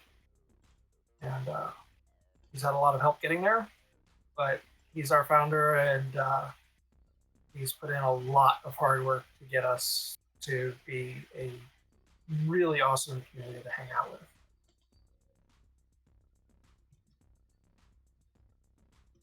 Oh, sorry, we lost chat there for a second. It's funny that Gamers on Games mentioned Fallout Tactics because that's right here. Yeah. I figured you'd have that. Of course. Yeah. But yeah. And for Gamers on Games, I'm actually holding up the game right now on We're Pat, just not so- on camera, so you can't see Yeah. it. I was holding it up for the others. I'll hold it up again. Sorry, my stuff tried opening something up and it crashed out on me. OBS, where are you at? There we go. Let's transition back over. There we go. All right, cool. We are back. Sorry about that. And yeah, go ahead, show off your Fallout tactics. Yep. Pants. People having hard copy of stuff. So jealous. Who does that? Nerds who bought these things in the 90s. Well, I used to have hard copy like everything, but when I moved here to Taiwan, I had to get rid of like all my books and all my CDs. I have one, like my girlfriend has gone through it with me a couple of times. I have one little mini CD binder that you bought like in like the early 2000s, and it's half filled. Everything else is gone, literally gone. And I was actually very happy to pick this guy up. No, not Leatherbound, I wish. This is the first hard copy system I've ever bought, the Fallout one, for 2D20. I've always gone digital, but for the Modifius one, because I've been an avid Fallout player for like 10, 15 years, I had to buy this one, so I bought it. And I am very, very lucky. I got everything shipped to me all in one piece, nothing missing. It all looks wonderful. As for the Cyberpunk Red system that we're playing right now, in the future, if there are expansions, I might buy like a bundle together, kind of like they did for the Fallout with the GM toolkit. But they have not released any expansions yet, and they keep putting out errata. So I want to wait until things are kind of stable and then make my purchase. So. I've gone mostly to the digital platform, and what made me do that was, about in 2017, when I was in the hospital recovering from my accident that I told you guys about, my house was broken into twice, so they kind of took everything. I mean, funny enough, they didn't take this stuff because, again, not valuable to them, but was to me. But I was like, cool, if I do everything digital, then there's not going to be anything for anybody to steal if they break in again. Except the computer itself. Right, but I've also moved, so this is safer. Give me 1 second. My PC is starting to get a little hot on me. I'm trying to plug in my computer fan right now. I'm going to turn off my camera, and as soon as I get back, I will be back with you guys. So keep chatting. All right. We've all got our character names up still, but yeah, we're still on break but chatting. So and they made hacking better in Cyberpunk. Right? Being a netrunner is now a doable thing in a party. Yeah. Yes. It's It not a absolutely separate. is. It's not a separate game to the rest of the players that you're playing with Yeah. anymore. You have to be physically on site to hack. And the hacking's done in real time, like a sort of a VR kind of situation. So you're still there in the meat space. Should you be attacked, sort of IRL? That's something you have to think about whilst you're hacking. So it does bring an interesting element. It doesn't require a crossword puzzle to play. Yeah, well, I mean, I still use a grid as the elevator. So what I do when I'm running a game with netrunners is I'll have a column to be where the runner is on the level, a column with the floor number, and then a column for what's on that floor. And so as you go down a level, I can unfog the what's present, or if you do a look ahead, you can get the what's coming up kind of thing, so you can be prepared for it. So I still use a grid system, but no, it's not the complex crossword puzzle matrix that it used to be. They have streamlined it significantly. Yeah, so this That system is actually pretty cool. Yeah, the system's a lot smoother than 2020. It's one of the reasons why I love the shit out of it. And speaking of which, we are officially back in. My computer, my fan doesn't want to turn on, my external fan, so I just turned on my AC. But outside of that, let's jump back into this. We've got folks heading in, trying to clean up the church. As Domino sat there wondering what exactly do they mean by clean out the church. At the same time, we have Calamity, who had walked away and wanted to start working on something. And this is something that she and I had been speaking about in the past. She finally has a moment to jump in on it. And this is a chance for us to actually explore a little bit about the tech role. So she wants to go in and she wants to make something. So go ahead and tell us, what exactly are you trying to make? Like upgrades, like thruster attachments that will allow me to like do a 50 yard. Not 50 yard. Or, yeah, we had to reduce that down because 50 yard was literally Iron Man. That's right. Okay. I forgot the distance on it. It was 10 to 20, and I was gonna have you roll. Oh yeah. Okay. 10 to 20 yard thruster assisted or booster jet assisted dashing. So it'll allow me to like bowl through attackers or jump from like one building to another. Jet assisted. And so for this, what we have ahead of us is to actually take a look at the core rulebook. This is something that 99% of the streams that I've ever seen, I'm not sure I've run across it in actual stream. We're actually going to go through and we're going to take a look at the maker tech role ability, and we're going to show a little bit about how it works and what's going on with that. So for what she is making, she actually needs to invent this. This is something that is brand new in the world. And so if you have the core rulebook, it's on page 148. To invent or upgrade an existing item, you are literally creating something new.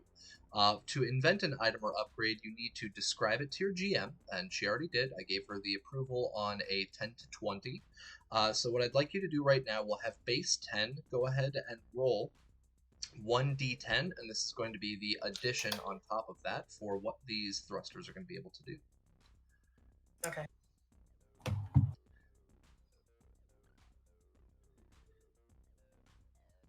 All right, so it's going to be a 19 yard or 19 meter, pretty much a dash. We're looking at something that goes horizontal, or are you talking about vertical?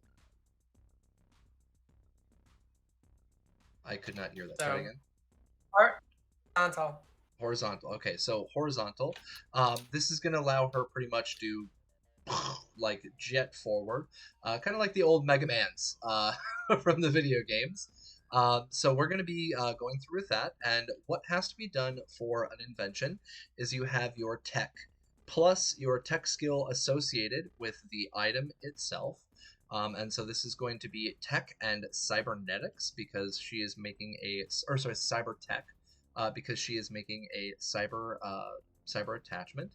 And then you're going to be adding in your rank in the specialty, which is your invention expertise, and then you roll your 1d10. And this is going to be up against a DV that has to do with the actual item itself. And so the DV is based on the cost, and that'll tell us how difficult it is to make and how long it's going to take. And so the cost that she had dropped down was we're looking at 500 eddies, so it's in the expensive category.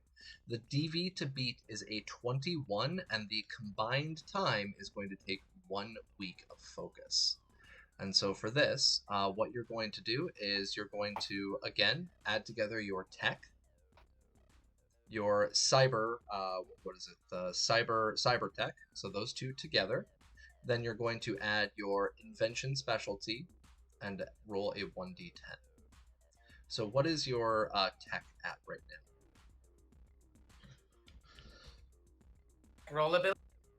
Yeah, your tech rollability. Or no, your tech just your Cyber tech. Yeah, no, your tech is in your stat. Oh, 5. Okay, and then you're going to be adding in your tech skill associated with that. So your cyber tech. What's your cyber tech at? Tech is at 4. Okay, and then you're going to add in your invention specialty. So what is your invention specialty at? That's under the Your rollability? rollability. Yep. So when you are Operating upgrading a 2. 2, okay. Yeah. And then you're going to be you're going to be adding in your tech rollability now because your tech rollability is added to any tech rolls that you make. So what's your tech rollability at? 4. Okay.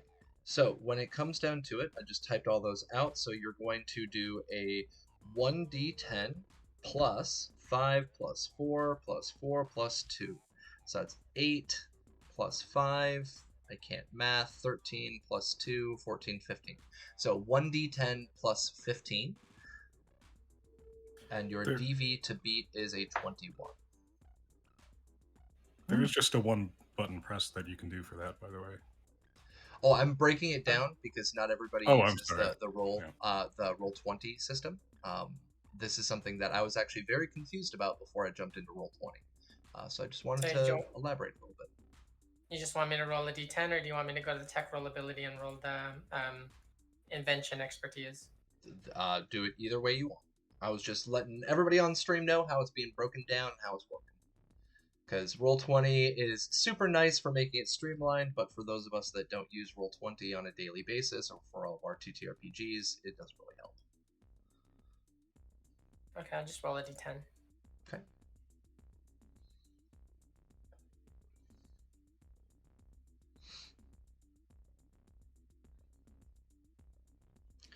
Alright, so 5 plus 10. So 15 plus...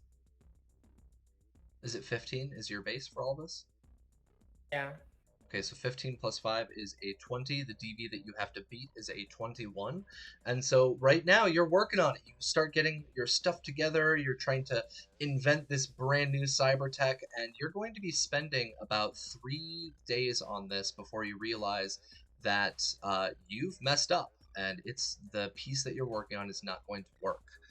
So what happens for invention on this is that as you work on it, if you fail the roll, then halfway through the work, you realize that it was not working and that you have to restart.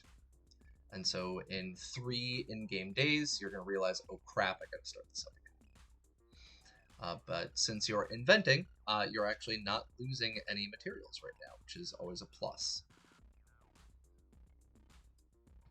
But yeah, that's how it works, ladies and gentlemen. I hope that is a little bit helpful for those of you watching the stream, especially those of you who are asking, like, oh, is Red an easy system? Is it easier than 2020? You guys were asking about the hacking system.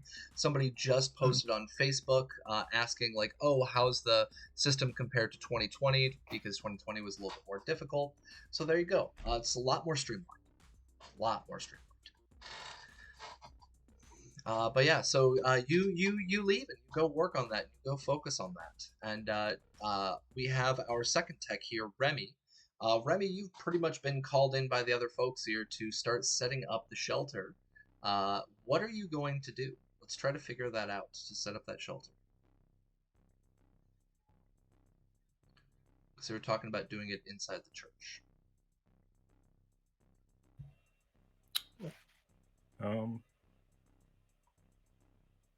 We got to clear up floor space. Probably remove some pews.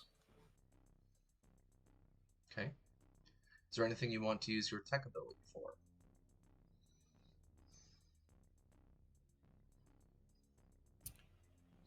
If there's some like spare wood around, I could try throwing together like a makeshift sort of roof just to cover us from the elements a little bit. Okay. So that's going to be rolling a fabricate. So to make an item, you roll tech skill, and then your rank in the specialty, and 1d10. And this is going to be something that's pretty cheap. You're using pretty much reclaimed wood. So your DV is going to be a... if you want to make it small, we'll leave it at DV9. If you want to make it a little bit bigger to cover up the inside of that church, we can put it at costly DV13. Take you about 6 hours. So would you like to make it small, or do you want to make it cover up the roof of that church? Let's go big. All right. So your DV is 13. Go ahead and make your fabricate roll.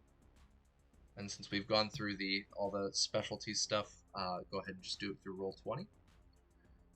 Sure. And will that be basic tech? Yeah, basic tech, very basic tech. So you're just doing wood and screws and trying to slam some stuff together.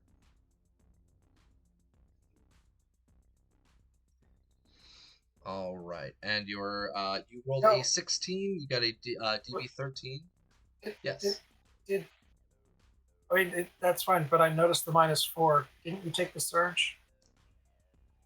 You guys talked about it. I'm not sure if. Yeah, I don't think I took it because it had to be administered by Kali. Yeah. Okay.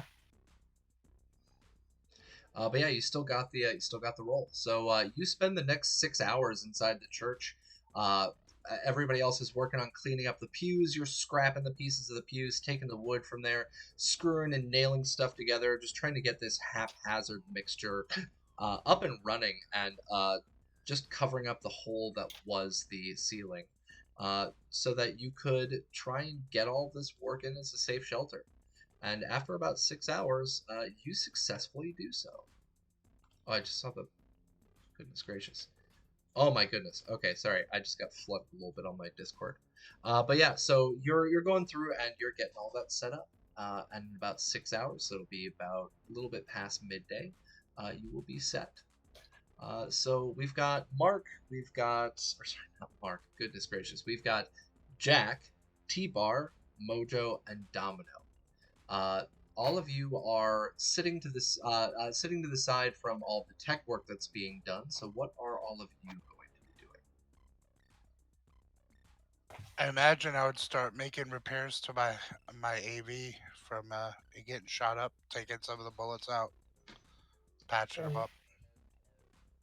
All right. Yeah, I think while everybody else is kind of settling on, everybody's settling into work mode, Mojo's going to send the 2 backup into town to pick up specifically camping supplies and anything Remy needs to get a makeshift roof. To fabricate the makeshift roof. I don't want it jury-rigged because I don't want it coming down after 30 minutes or whatever it is. But yeah, And then I'm going to investigate the other buildings. We feel safe enough here that Mojo's not going to be paranoid, and you know nobody's lying. We've been hanging out here long enough. If anybody was lying in wait for us, they would have come gotten us. So we still have the library and another building that I haven't checked out yet. Yeah, so let's jump through those one at a time. So before we get to that, Mark, what are you going to be doing, and Domino, what are you going to be doing? Jack will probably help Mojo Jack. clear the buildings out. My brain. That's all right. Yeah, no, yeah, Jack will probably help Mojo clear the buildings. Okay. And Domino, what are you doing? Has it been a day yet? This is what's going on during that day. Yeah, then Domino's still laying in his car. He may send. He's gonna send Dee Dee Snyder a message saying, "I'm at the coordinates. Where the hell are you? This is getting concerning. This is twice now that you guys have bailed. I had a building fall on me. What the fuck? We're here until I get better." And I send that. And then I'm gonna go back to nursing my wounds. Okay. And you said you're sending that to Dee Dee, right? Yes. All right. Let me take a quick note of that down.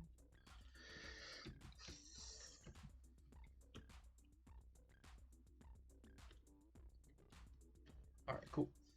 All right, so you're sitting there nursing your wounds. Mark, you're working on trying to help out with clearing out the church. T-Bar, you want to start working on fixing up your vehicle a little bit. And Mojo, you're going to be dealing with searching the buildings and sending folks out to collect things. So Mark, there's no real rolls that you need to make other than a body check, or you can give me an endurance check. Let's see. We don't have endurance, so body it is. Jack's helping Mojo clear the buildings out. Yeah. And we do have endurance. Endurance is a body skill. Yeah. Yeah. Oh, sorry. I was looking at the core abilities. You're right. Endurance is one of the skills, not the abilities. Okay. So yeah, give me endurance. Jack is helping Mojo clear the buildings. Yeah. Investigate the other two, not clear out the church. Yeah, yeah. Oh, you're helping investigate. Okay, we'll deal with that separately. Okay. And for T-Bar, you're working on the vehicle repair. So go ahead and give me your vehicle repair skill check, and your DV is going to be 13, and it's going to take you the day.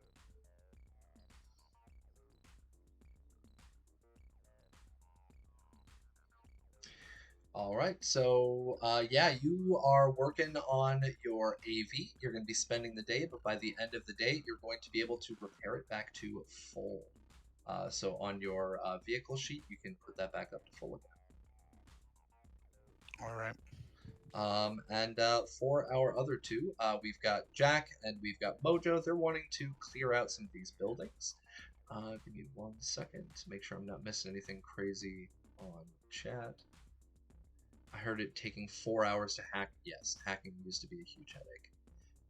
Well, Stink Palm, you're taking off. Have a good one. Sorry, I missed that from earlier. And for Handsome Jack, yeah, even as a DVD player, it made your head hurt. It made everybody's head hurt. The previous game that I played in 2020, we actually just straight up said no net runners. Net running was banned because it was that much of a pain in the butt. I know we have folks like Cyber Smiley, and we've got folks like Data Fortress that tried putting in stuff to make it a little bit more streamlined, but oh my god, it never really fully fixed the issue. So yeah, Cyberpunk Red is the system we're going with because it works so much better in that regard. Definitely. Now we've got our two here. We've got our lawman and we've got our rocker boy. They're searching around these buildings. Where are you going to be heading over to first? Sending people to go fetch the supplies that we need, get everybody a sleeping service, and hovering over their heads, whether that's tents or supplies for Remy. Depends on how long, what Remy needs and how long it'll take. Okay. But yeah, send them out with my money first, and then we'll investigate the because it's the only one I remember is the bookstore library thing. Mm-hmm.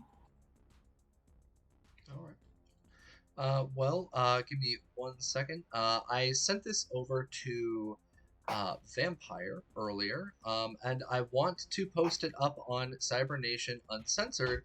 The only problem is that I don't know who authored it, and I'm not going to post somebody else's content without finding out who authored it. But we had a wonderful set of what were called the backup cards. So they were literally designed to be backup cards for lawmen. But there was no author attributed on there, and I can't find who sent it to me in Discord. So if you are the author for the Lawmen backup cards, please, please, please contact me. I want to get that posted up, and I'm so sorry that I haven't been able to in the past because I couldn't find out who had sent it to me. Kind of heartbreaking, and I don't want to be stealing your stuff and claiming it's mine because that's what horrible people do. And I don't want to be a horrible people. But yeah, so let me pull up the backup cards really quick. Give me 1 second. I just have them filled out on my sheet in Roll20. Okay. Yeah, no worries. It was more so for like the GM to work with because we have to run your backup. So your backup, you had the 2 combat numbers 10, SP 7, HP 25, movement body 5, correct?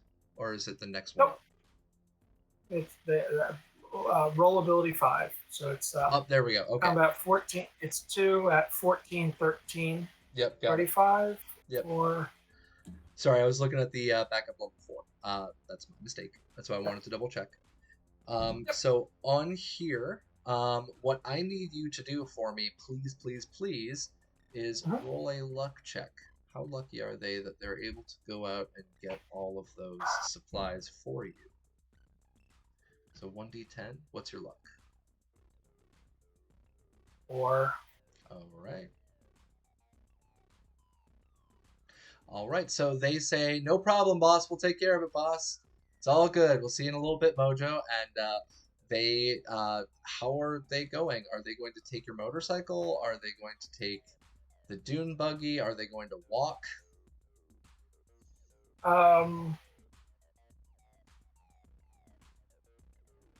Unless Jack says no, I think they can take the dune buggy. Jack? Yeah, and there's no reason they'd object to that. All right. So the two of them climb into the dune buggy, and they wave you off, big smiles on their faces, and headed south. Maxwell and Joni, what kind of trouble are they going to get into? We'll see when they get back. We'll take on the book place. All right. So as they head out, the two of you are heading over to the bookstore. With this, what I'm going to have you do is just go ahead and give me, both of you can give me either perception or you can give me conceal reveal. We'll kind of streamline this because right now we've got the majority of our players just kind of chilling there. So we're going to streamline this a little bit and get through those. Oh! All right. So that is Mojo's first failure. That is Mojo's first failure, critical fail on a perception. All right, yeah, you got a 4. Yeah. Jack, on the other hand, got a 16. It's always good to double up, right? What you guys find when you get into the bookstore, it seems as if the bookstore itself had been mostly burned down and eroded with time, similar to what was going on with the other buildings. Inside, you discover the following items. You find a worn-out carpet, like out-rolled carpet. You find a couple of broken chairs. You find a model airplane that was still in its box and kit, so it seems like they weren't just selling books. And you also find another one of those just magazine racks that's empty. So this place has been extremely well turned over. And both sets of the doors, front and back, were literally ajar. So it seems like this place has been completely scrounged through. And there was one more building. There was also the library. Yeah, let's do Oh, that. there were 2 book buildings. That's why I couldn't remember what the other one was. Because No worries. Yeah, it the was a bookstore and the little library were in the same place. And this one is a All much right. larger building, so this will take you guys quite a while to search through, but go ahead and you can choose either perception or conceal reveal. And make me a roll. Alright, so we got a 15 and an 11.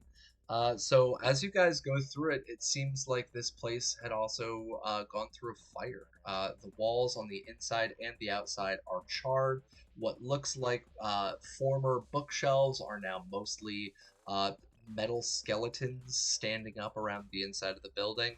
And you actually find nothing of use, even in this large building. Both of you spend quite a bit of time searching, trying to find something, but nothing pops up of use, not even the old melted computer in the front. So we're going to be streamlining through a little bit of time here. So the day starts going on. We've got about 6 to 8 hours passing. It's now the early evening. Domino, you have a chance to be getting up, or you can keep resting to try and get that body back. Try to get that body back. Okay. So you're going to continue resting for the remainder of the day, taking it chill. At this point, because the majority of a workday is filled, Calamity, you kind of take a break from your invention, wiping your brow like, oh man, hard day's work out here in the hot Arizona sun. I'm doing great. I'm making progress. And you can go over and join the folks. T-Bar, you are done working on your vehicle. And we've got Remy, who's also now done fixing up the ceiling of the church. So pretty much all of you except for Domino can converge back on the church because that's now the main campsite. Domino's still just resting and sleeping. So what are all of you doing?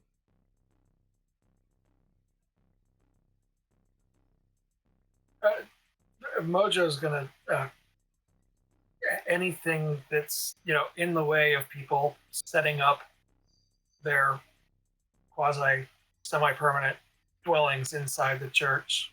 Anything he can do to help them out is what Mojo's going to be doing. Okay. And then sleeping at night in his own tent with his own bedroll. Okay, inside or outside? In the church, if there's room for everybody. I'm not sure how big the church is. It's a decent sized church, so for 12 people, it shouldn't be too much of an issue. I thought it was a total. Is it 12 extras or 12 people? 12 extras, so that'll be a total of 18. But yeah, keep in mind that most churches, especially built in the United States, most of them are designed as backup safety shelters. That's something that FEMA has been working on very hard, and a lot of different Christian organizations have been working on very hard. So yeah, there's space in there for you guys to set up. It's an emergency shelter, pretty much. Hence, the walls are still sturdy, even if the roof collapsed in. But yeah, so you head on in, you try helping people set their stuff up. T-Bar, Remy, Jack, Calamity, what are a lot of you doing? Is there a belfry in this church? No, it is not that old school. Okay. And there's no roof.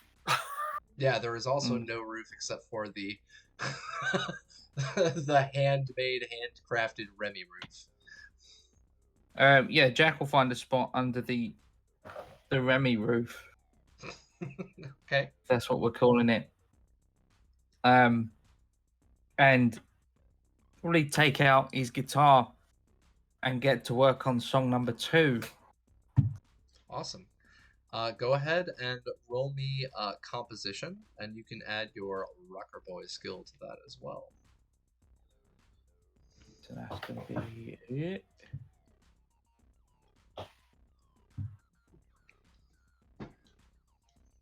This will be plus. Oh no. Jack, Domino ain't gonna be getting no sleep listening to that be right. 1. Done. I break a string or something. I don't know. Yes, that's what I was about to say. Something bad happens to your guitar. What happens to your guitar? I break a string, and the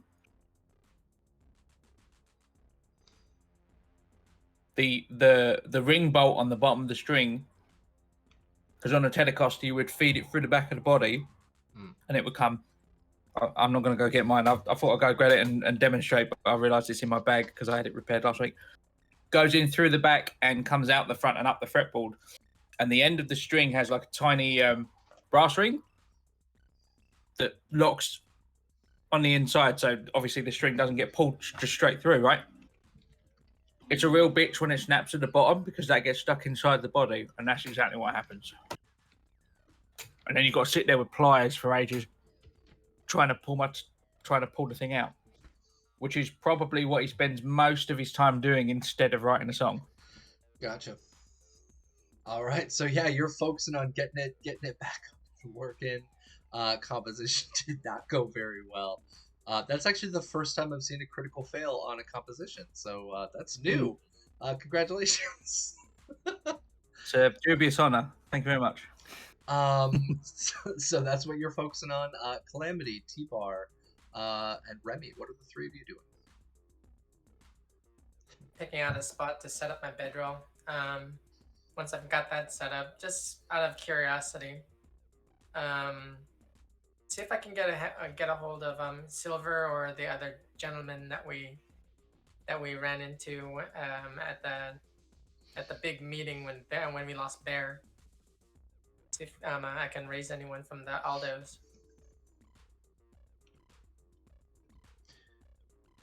Oh, let's see. Oh, she's not on anymore. She's probably working on her PhD work. I was gonna say, maybe Silver is in the chat right now, but she's busy. Yeah, you bring up Silver, and a couple of rings go by. Just ring, ring, ring, and then you get a click, a very quiet click, and you hear a very, very muted whisper.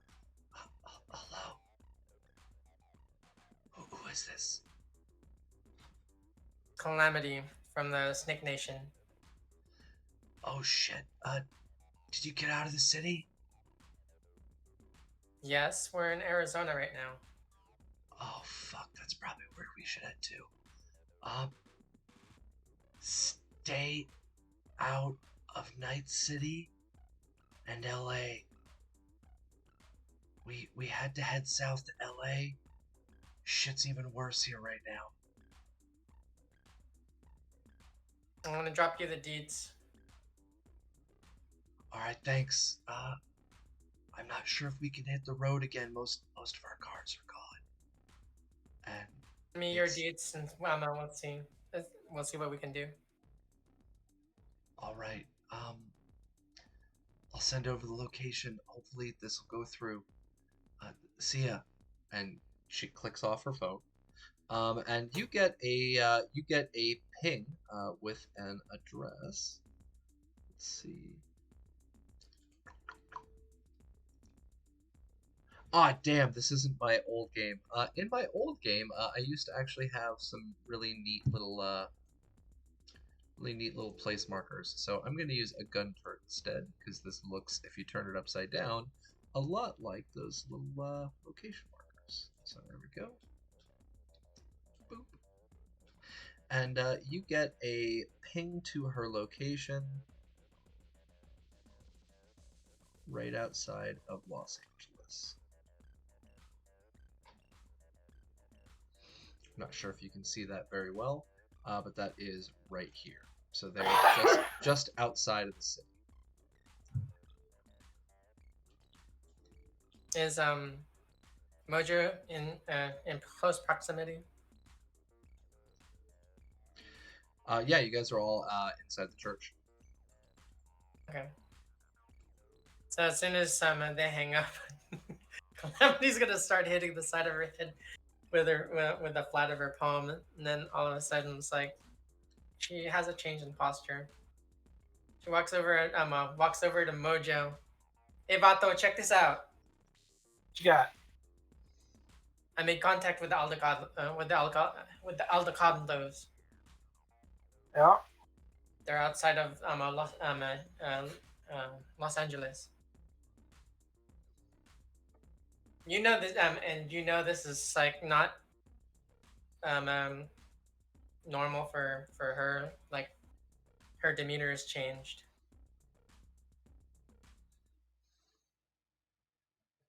This is the first time Mojo has experienced the change as well. So, They're they're in trouble. I say we gotta go. we're in trouble, and we're staying put. We can take it to a group vote like we agreed upon. But you know, we've got Domino, who needs this week. We're here at least for a week. If they can come to us, awesome. If they're not coming to us, they need to hole up for a week, and maybe then we can get to them. We're not going anywhere. But you know, we agreed that we would bring it up as a council vote, and we are the council. So let's get everybody together, and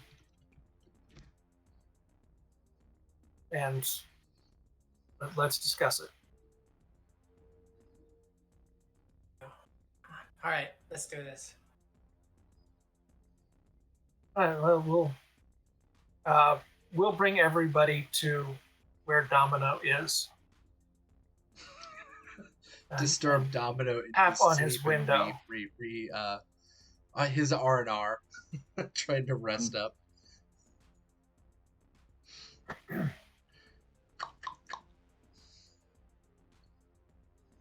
What? Family's made contact with the Aldecaldos. Cool. Tell me about it tomorrow. Rolls the manual window back up.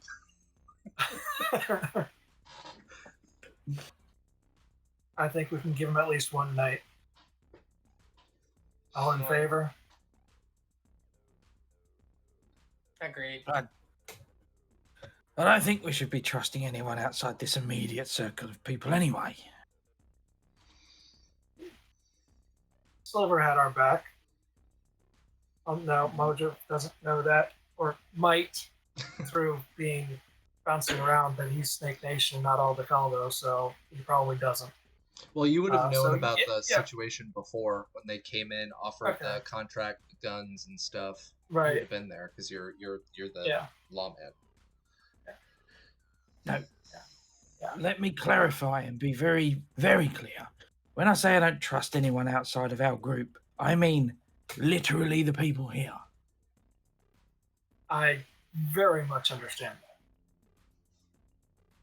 Twice we've tried to meet up with our own people and it's turned to shit.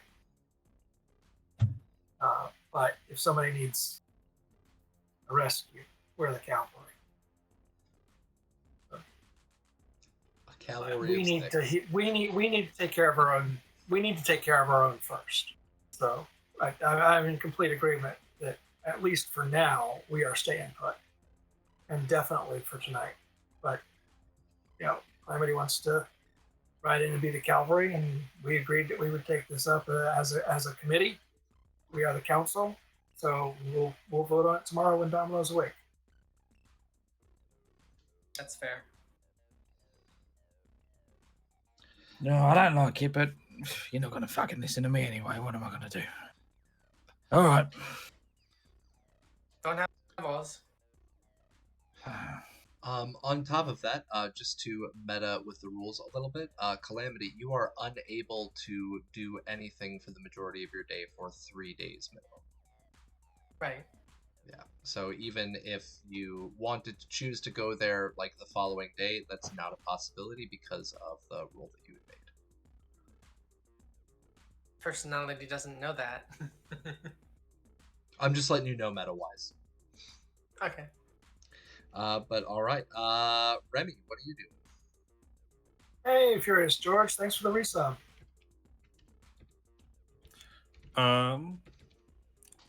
So Remy is going to gonna scroll through his tech scanner and open the blueprint for an agent, and he's gonna see if he can't disassemble some of this junk he's accrued and try and start fashioning There's an himself old an agent. drill in the. There was an old drill in the church too. Oh, that could be useful. Some electronics. So yeah, I'm gonna try and start the fabrication of an agent, if that's possible. You want to try fixing up the agent? Or making one? Oh, making one, yeah. Okay. So researching the blueprints so that he can make the fabrication roll. All right. Unless the blueprints are common knowledge. Well, I mean, you're literally going to be inventing your own homemade cell phone from scraps. But I mean, you could totally do fabrication on that. I'd let that roll. That way, you don't have to fully invent it from nothing. You have a agent. You've seen agents. You've worked on agents, so it would make sense that you would know how to kind of put one together. So an agent. Agent is 100 eddies, and that puts it in what range? Is that expensive? Is that cheap? Costly. All right, so that's going to put you into a costly. So let me pull up our tables for this. 1 week and 50 eddies of materials, if I remember right. But that's going from memory, so go to the tables. Yep, go on to the That's table. that's expensive, I believe. Is it? Okay. All right.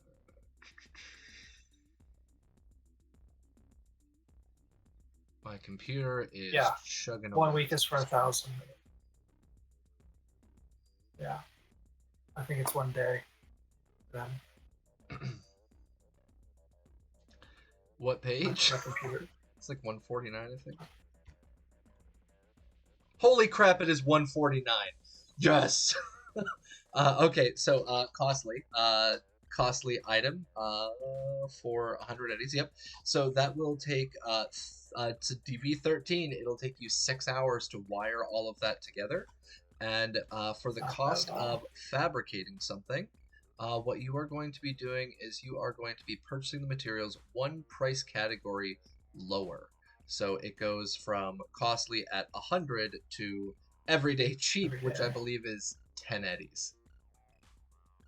So you can literally... There's cheap and everyday are there's a separate. 50 in there somewhere. Yeah. Oh, 50. Okay, so it'll be 50 eddies. Yeah. So 50 eddies, 6 hours, you could get that done.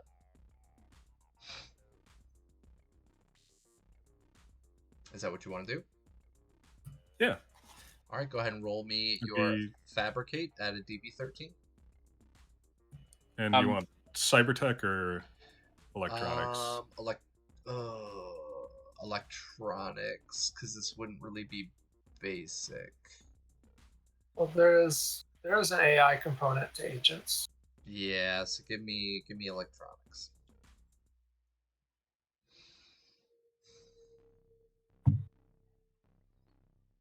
Let's see, Jack, you gonna get a new cell phone? After stealing somebody's in factory, resetting it, you have a new cell phone. So Remy, or maybe that's for Remy himself, because Remy didn't have one. Oh, Yeah, Remy never had one. Yeah, I had to scrap my agent when I fled the city the first time. Right. Okay. Yeah. I thought you were making this to help Jack out because Jack's cell phone got exploded. I gave Jack one. Yes, you gave him one of your spare ones. Is a generous word. Whilst he sees because he's sitting about with his guitar at this point, and while he sees Remy like get all this junk out, he goes and he's trying to get the bolt out of the back of the guitar, and he can't do it with his fingers. It's awful. Just don't it's awful. I tried, and he looks up and goes, "I need pliers." And he sees him tip all the stuff out, and he looks over. Jack has all this useless crap that he's picked up, so he grabs it all in a bag and kind of toddles over towards Remy and goes, "I need pliers. I'll trade you." And then just upturns a bag, and out of it falls a broken wristwatch, a baseball glove, a broken baseball bat, a flashlight, a magnifying glass, and an audio cassette. Have at it. Oh, that's right. What am I supposed to do with all this? Well, you turn useless crap into useful crap. So there you go. Thanks, I guess. You're welcome. Come on. And he I'm leans seeing down this- and just like swipes some, like just a pair of pliers from your tools and goes over, pulls the last bit of string that's stuck in there and goes, yes! And then just throws the pliers back to you before sitting down. And I'm going to take all of that off of my character sheet. Okay. So It's good. If you can I'll message Most of that, that will stay on the floor. Yeah. okay. I was gonna say, if you message I'll that ping it through to him now. Discord, you can let Johnny Drop know. That way, Remy can choose what items he wants to keep and add that to his own PC sheet. Yeah, of So, course. Yeah. But just when to Mojo sees it, he's going to take the blonde wig. Oh, go ahead. the pliers you took, they just detached from like my finger because I still have that tech hand. Oh, I didn't know that. I just thought you had like tools, bag of tools. Yeah, I held out a finger and it just pops right off. Oh, sorry, that's even better. Right, yeah, that's exactly what happens. And then I come along and I just like put it back on and then walk off. Yeah, you see Because him it takes walk 2 around seconds for with me. 9 Yeah. fingers instead of all 10, putting his cell phone together, and then you come back over, pop it back up. Oh, there we Yeah. It takes like 2 seconds for me to just wedge the bit of string out that's stuck in the back. It's not difficult at all. Then I'll just pop it back onto his finger. Can we just take a moment and appreciate that Jack just pulled Remy's finger? Yeah. Which I guess would sort of be a backdoor thing. I mean, depends on what you're doing with that finger pull, but all right. Well, I mean, Jack's been around the block, but let's not get too into the gut now, yeah? Seeing the exchange of stuff, Mojo's going to pull the blonde wig out of his carry-all and toss it over to T-Bar. Hey, this is for your skeleton.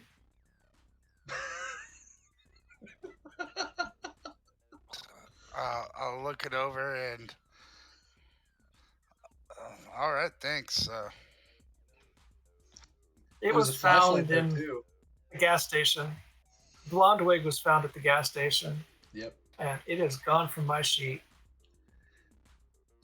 There's a flashlight on the floor too. I'm sure you could convert that to something a little bit more useful for your skeleton. I'll take it. I think I have flashlights already. I'm not really sure why, but I have flashlights. I think you need to change the A to an E. Yeah. Whatever gets you fuel to go in the morning. I mean, but yeah. So we've got all you guys focusing in on this stuff. What are you doing with that last little chunk of time, T-Bar? What are you doing? I will go rummage through the medical supplies that we have to see if there's anything there that T-Bar feels like taking. The medical supplies that you rummage through, as I mentioned earlier, medical supplies themselves are just general medical stuff. So you see like band-aids and gauze and ace bandages, and you find some like alcohol spray, like 70% isopropyl. Yeah, just general medical stuff. Right. One, you'll get sick. Two, Calhoun. I Slap you don't upside the head. I don't have any special thing that I think that I could accomplish at night.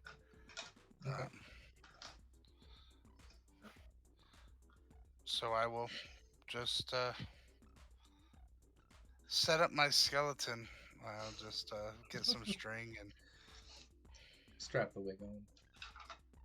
yeah. Oh baby, baby. Start singing to it quietly as Jack's strumming around on retuning his guitar. And I guess I'll look to see if like in any of the like leftover stuff, if we have like any dresses or any clothing for it. Dress it up. I think the closest we have to that was a children's Spider-Man costume. I'm not sure if anybody grabbed that though. No. Calamity All left that behind. Yeah, It's somewhere in one of the buildings if you wanted to scrounge the buildings. Yeah, Chuggy, go ahead and what's your luck score? 6. Roll me 1d10, and I'll let you know what you're able to find. So what you find is, because you guys are in the church, you go into that back room, that little rectory area where the wonderful handcuffs and the zip ties were found, and you go back there and you find an old school priest's robe, and if you tear off the sleeves, it might look like a dress. Oh, I don't want to. I want to put the skeleton in the priest outfit. Yes. I don't want to rip it up or anything. And I still want to put the blonde wig on there though. Cleaning up the church. I will set that up at like the like where the equivalent of like the pulpit or like front of the church thing is there, where the pews would be facing. That's where I'll set that up. All right, sounds good. To any of our esteemed viewers who may or may not be Catholic, my apologies. But this is totally necessary. This is our catharsis. We need to get past the last couple of days of combat and fighting and explosions and grenades and laps. But yeah, you're able to set up your skeleton priest up at the front pulpit. Perfect. And yeah, that's where we're gonna end out the night. You guys kind of settle into your grooves. You get ready to go to sleep. Mojo, you do not get a phone call back from your lawmen buddies that you have sent out. It's only a 20-minute ride into the city. So the Right? distance is going to be about 1.5 hours, maybe. Okay. Because remember, each one of those Oh, squares it's is the going to be a AV full was hour. about 20. Yeah. Yeah. Right. So the AV had short time. yeah, about an hour and a half to 2 hours away. But and I yeah, sent them before noon. you sent them around 3 I o'clock. will be. Oh, okay. I will be calling them back. Just before I bed down for the night. Where are you guys? What's going on? You do not get an answer.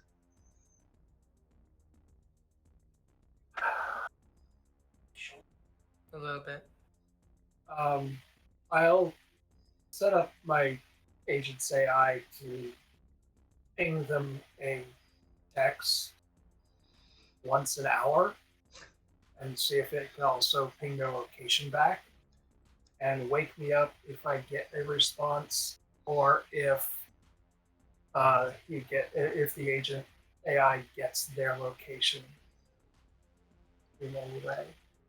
All right. Automatic. And then I'll go to set. sleep. Alarm set. And yeah, you head off to bed. Domino, you finally get some decent rest. You're recuperating. You get your body back for resting for the day. And you also, for going to sleep, you'll be getting your body again. So you should be pretty decently healed up at this point. So I'll get 12? Yeah, so it'll be double your body total for resting the entire day and sleeping through the night. But I still have to roll for, because I still have to make an endurance, correct? Yep, because we're not fully built into the camp. So what I need everybody to do right now, please give me a endurance survival. Or sorry, endurance or survival. If you're camping outside, survival. If you're indoors or in a vehicle, endurance. I am Is there spending any kind all of four of my bonus luck. for being indoors inside the church because of we have effectively a roof over our heads, 4 walls around us, and inflatable bed and bag, which is all you have in a cargo container. Mm-hmm. I mean, it's not. It's. I was thinking that setting up inside the church would be as useful to the nomad lifestyle as setting up camp outside for an entire week. So I hadn't brought this up yet, but what's going to be happening for this is that you guys are going to be making a endurance check, and the DV is reduced because you guys are slightly more comfortable. Okay. We mentioned before at the end of our last stream that when you're making that camp, as you guys settle more and more into it, it will be easier and easier to get a restful night's sleep. Because it's not just your physical amenities that help you get sleep, it's also your psychological, your emotional needs, it's all of that stuff. So it's not just your physical. But it will be a slightly easier check. So I'd like to. Yeah. Sorry. I was going to say I'd like to pull a +2 from chat, and I'm going to be spending all 4 of my luck. Okay. All right. Yep. So Stink Palm, thank you for the next +2. I'm dumping my luck in. So that would be a 22. You Wait, got a all- damn all good my luck. restful night's sleep. Calamity, you slept First well. time. Jack, you Or got basically sleep. the end. Remy, you got a shitty night's sleep. Mojo, you got a good night's sleep. You feel very well Yeah, rested. I'm gonna use some of 4 points of my luck too. Okay.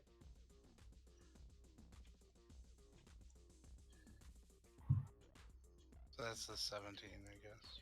Yeah. So it seems as if everybody slept pretty peacefully last night, except for the one person who spent their day setting all of this up. Remy, you are lying down on your back in the middle of the night, just thinking over the fact that, oh shit, those boards up there are literally only being held in place by like 2 nails. If somebody Remy, sneezed the Remy can have wrong the surge way, in the morning. we could all die. I better not sneeze. Oh shit, there's dust in here. Fuck. And so for the rest of the night, you do your best not to sneeze. Oh, go ahead. Wonderful. Wonderful. So everybody, you can remove your bad sleep modifier, except for Remy. Remy, you still get your -2 back. Congratulations on that. You can always try and take that surge that was given to you, but it has to be administered, as you mentioned, by Kali, who will be available come morning. Is it a -4 now? Were you already at a -2? Yeah. Mm. Oh, because the modifier wasn't on there. So What you was got that? a 9 then for your endurance. No. I put 4 points of luck into it, so Okay. it canceled out. Gotcha. Then yes, you would be at a -4 come morning. But yeah, so to answer specifically Vampire Bites' question on here in regards to the mechanics behind that, for the check, it is normally a DB 15. For this check, it was lowered by 2 because of the positive environment around you, so that it was a DB 13. And our wonderful Remy here did not succeed on that. We have 1 +2 in chat. Otherwise, I'd say you could use up 2 +2s to fix up that score. So I'm sorry about that, but Remy, Well, shitty even that night's would sleep. Even the 2 +2s after the fact is a +2, so that's 13, and that meets, does not exceed. Yes. So it would still be a fail. Yeah, yeah. Donna Raven still tried to come in, come in clutch, but it's also after the fact. It's been mentioned, so yeah. I'm sorry. But Remy, you got a shitty night's sleep. Everybody else, congratulations, you got a full night's sleep. If you were injured, you heal your body overnight. So Domino, you got your body for resting through the day, and you get your body for resting through the night. So you should be up those, as you said, 12 hit points. So you should be feeling a lot better. Better. How bad's your HP? Now I'm only down 7. Okay. Oh, that's much better. You're fine. Psh. That's like 2 gunshots. But now I have. Until tonight, I was down 25. Well, I was too. I was. No, it was bad. Damn. But Yeah, you guys got roughed up. Yep. But yeah, so in that regard, you all get a pretty decent night's sleep, except for Remy, who is up all night trying to do his damnedest not to sneeze because he's terrified the roof's going to collapse back in on him because he realized he only had 2 nails in the entire structure covering everybody. But yeah, that's the night for you guys. Now we're going to end here. We're going to end our stream here. It is 9:45, almost 10 o'clock. So we're going to be ending our session here. Is there anything that you guys wanted to ask before we close out the session for that night? No? I had a question. Yeah. I was looking at the agent. I think it actually takes a day to fabricate, not 6 hours.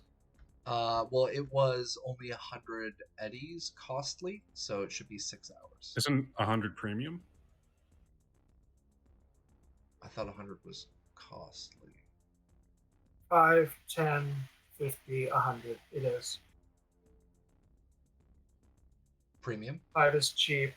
5 is cheap. 10 is every day, or the other way around. No, 5 is cheap. 10 is every day. 50 is costly. 100 is premium. Yeah. Oh. All right. So yeah, it would be DD17 in one That day. must have changed. Yeah, I don't know if I'm missing something or what's going on here, but I don't know why I had costly on there. I'll have to check that later. But yeah, we'll say that you can finish it up tomorrow morning. It's fine. But yeah, so we're going to close out that session there. I will double check that, and we'll say that you finish that up in the morning. But let us do our outros, and we will be on break for the next week. We will not be back next week. We have Thanksgiving vacation from stream. So let's start off with Violent Neon, our sleepy nomad. I am Violent Neon. I have finally gotten my first restful night of sleep in I don't know how many games this has been.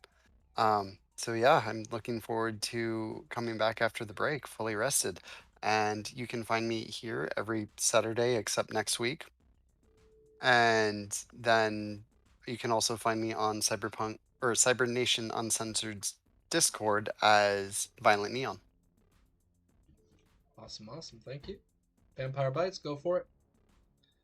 I am Vampire Bites. You can catch me in the Cybernation Uncensored Discord, kind of heading up the Play by Post channel. Lately, it has been a couple of players that have been doing the very story-driven gigs that have been fantastic. Persona Minor and Grumpy, but Grumpy is stepping out. So we are currently open for slots in the Play by Post. I just posted there tonight during the stream, and I mentioned it during our break. As far as me, you can also find me on my channel without a schedule. Just when I feel like doing something, I will. And you can find me here Saturday nights playing Mojo. Alrighty, thank you. Johnny, go for it. Yeah, I'm Johnny Drop. You can find me lurking over on the Cybernation Uncensored Discord. I've also got some old music on SoundCloud at Arxent. And you can catch me here every Saturday night playing Remy Johnson the Tech, and every Friday night playing Minsky in our Fallout Asia campaign. Awesome, thank you. Raven, go for it. Pleasure of playing your solo/tech for this evening. You can catch me all over the internet at Doña Trece Cuervo. You can catch me every Friday playing Fallout Asia, or every Saturday over here playing Cyberpunk Goes Nomad on Cybernation Uncensored. Thank you. Perfect, thank you. Chuggy, go for it. Hey, I'm Chuggy305 on Twitch here, and I'm playing T-Bar the Nomad. That's that's about it. No worries. Thank you. Mark, go for it. Yeah, Mark, Captain Mark 87 on the Discord, Captain Mark 87 on Twitch. When I can be bothered to get that up and running again, and on Twitter. You can find me here Fridays for Fallout Asia, Saturdays for this game, Sundays over at twitch.tv/Heroes in Theory. We're running a one shot tomorrow with a slightly different player lineup. I'm playing a completely broken level 15 rogue paladin hybrid that deals. I think I got to throw about 15 different damage dice every time I hit somebody, so that'll be good. Yeah, king of the broken builds, mate. I am getting married this coming Saturday. That's happening. So yeah, next time you'll see me on stream, I'll be a married man. I'm looking forward to coming back and playing next week. And I'm going to be running Delta Green on a audio podcast. Delta Green is like the X-Files meets Call of Cthulhu, and it's bloody awesome. It's my favourite tabletop game. So hear that soon. Thank you. Awesome. Thank you. And ladies and gentlemen, I've been GM Capricious Nature. Check out my links on there. You can find me at cybernationuncensored.com. You can find me here on Twitch every Friday and Saturday, U.S. time, or if you're here like I am in Asia, Saturday and Sunday. And we will catch all of you, not next week, but the following week. We are going to have an additional married man here. Congratulations! Woo! Thank you. And we will catch all of you post-Thanksgiving. So ladies and gentlemen, and everybody in between, have a wonderful, wonderful break. Bye-bye.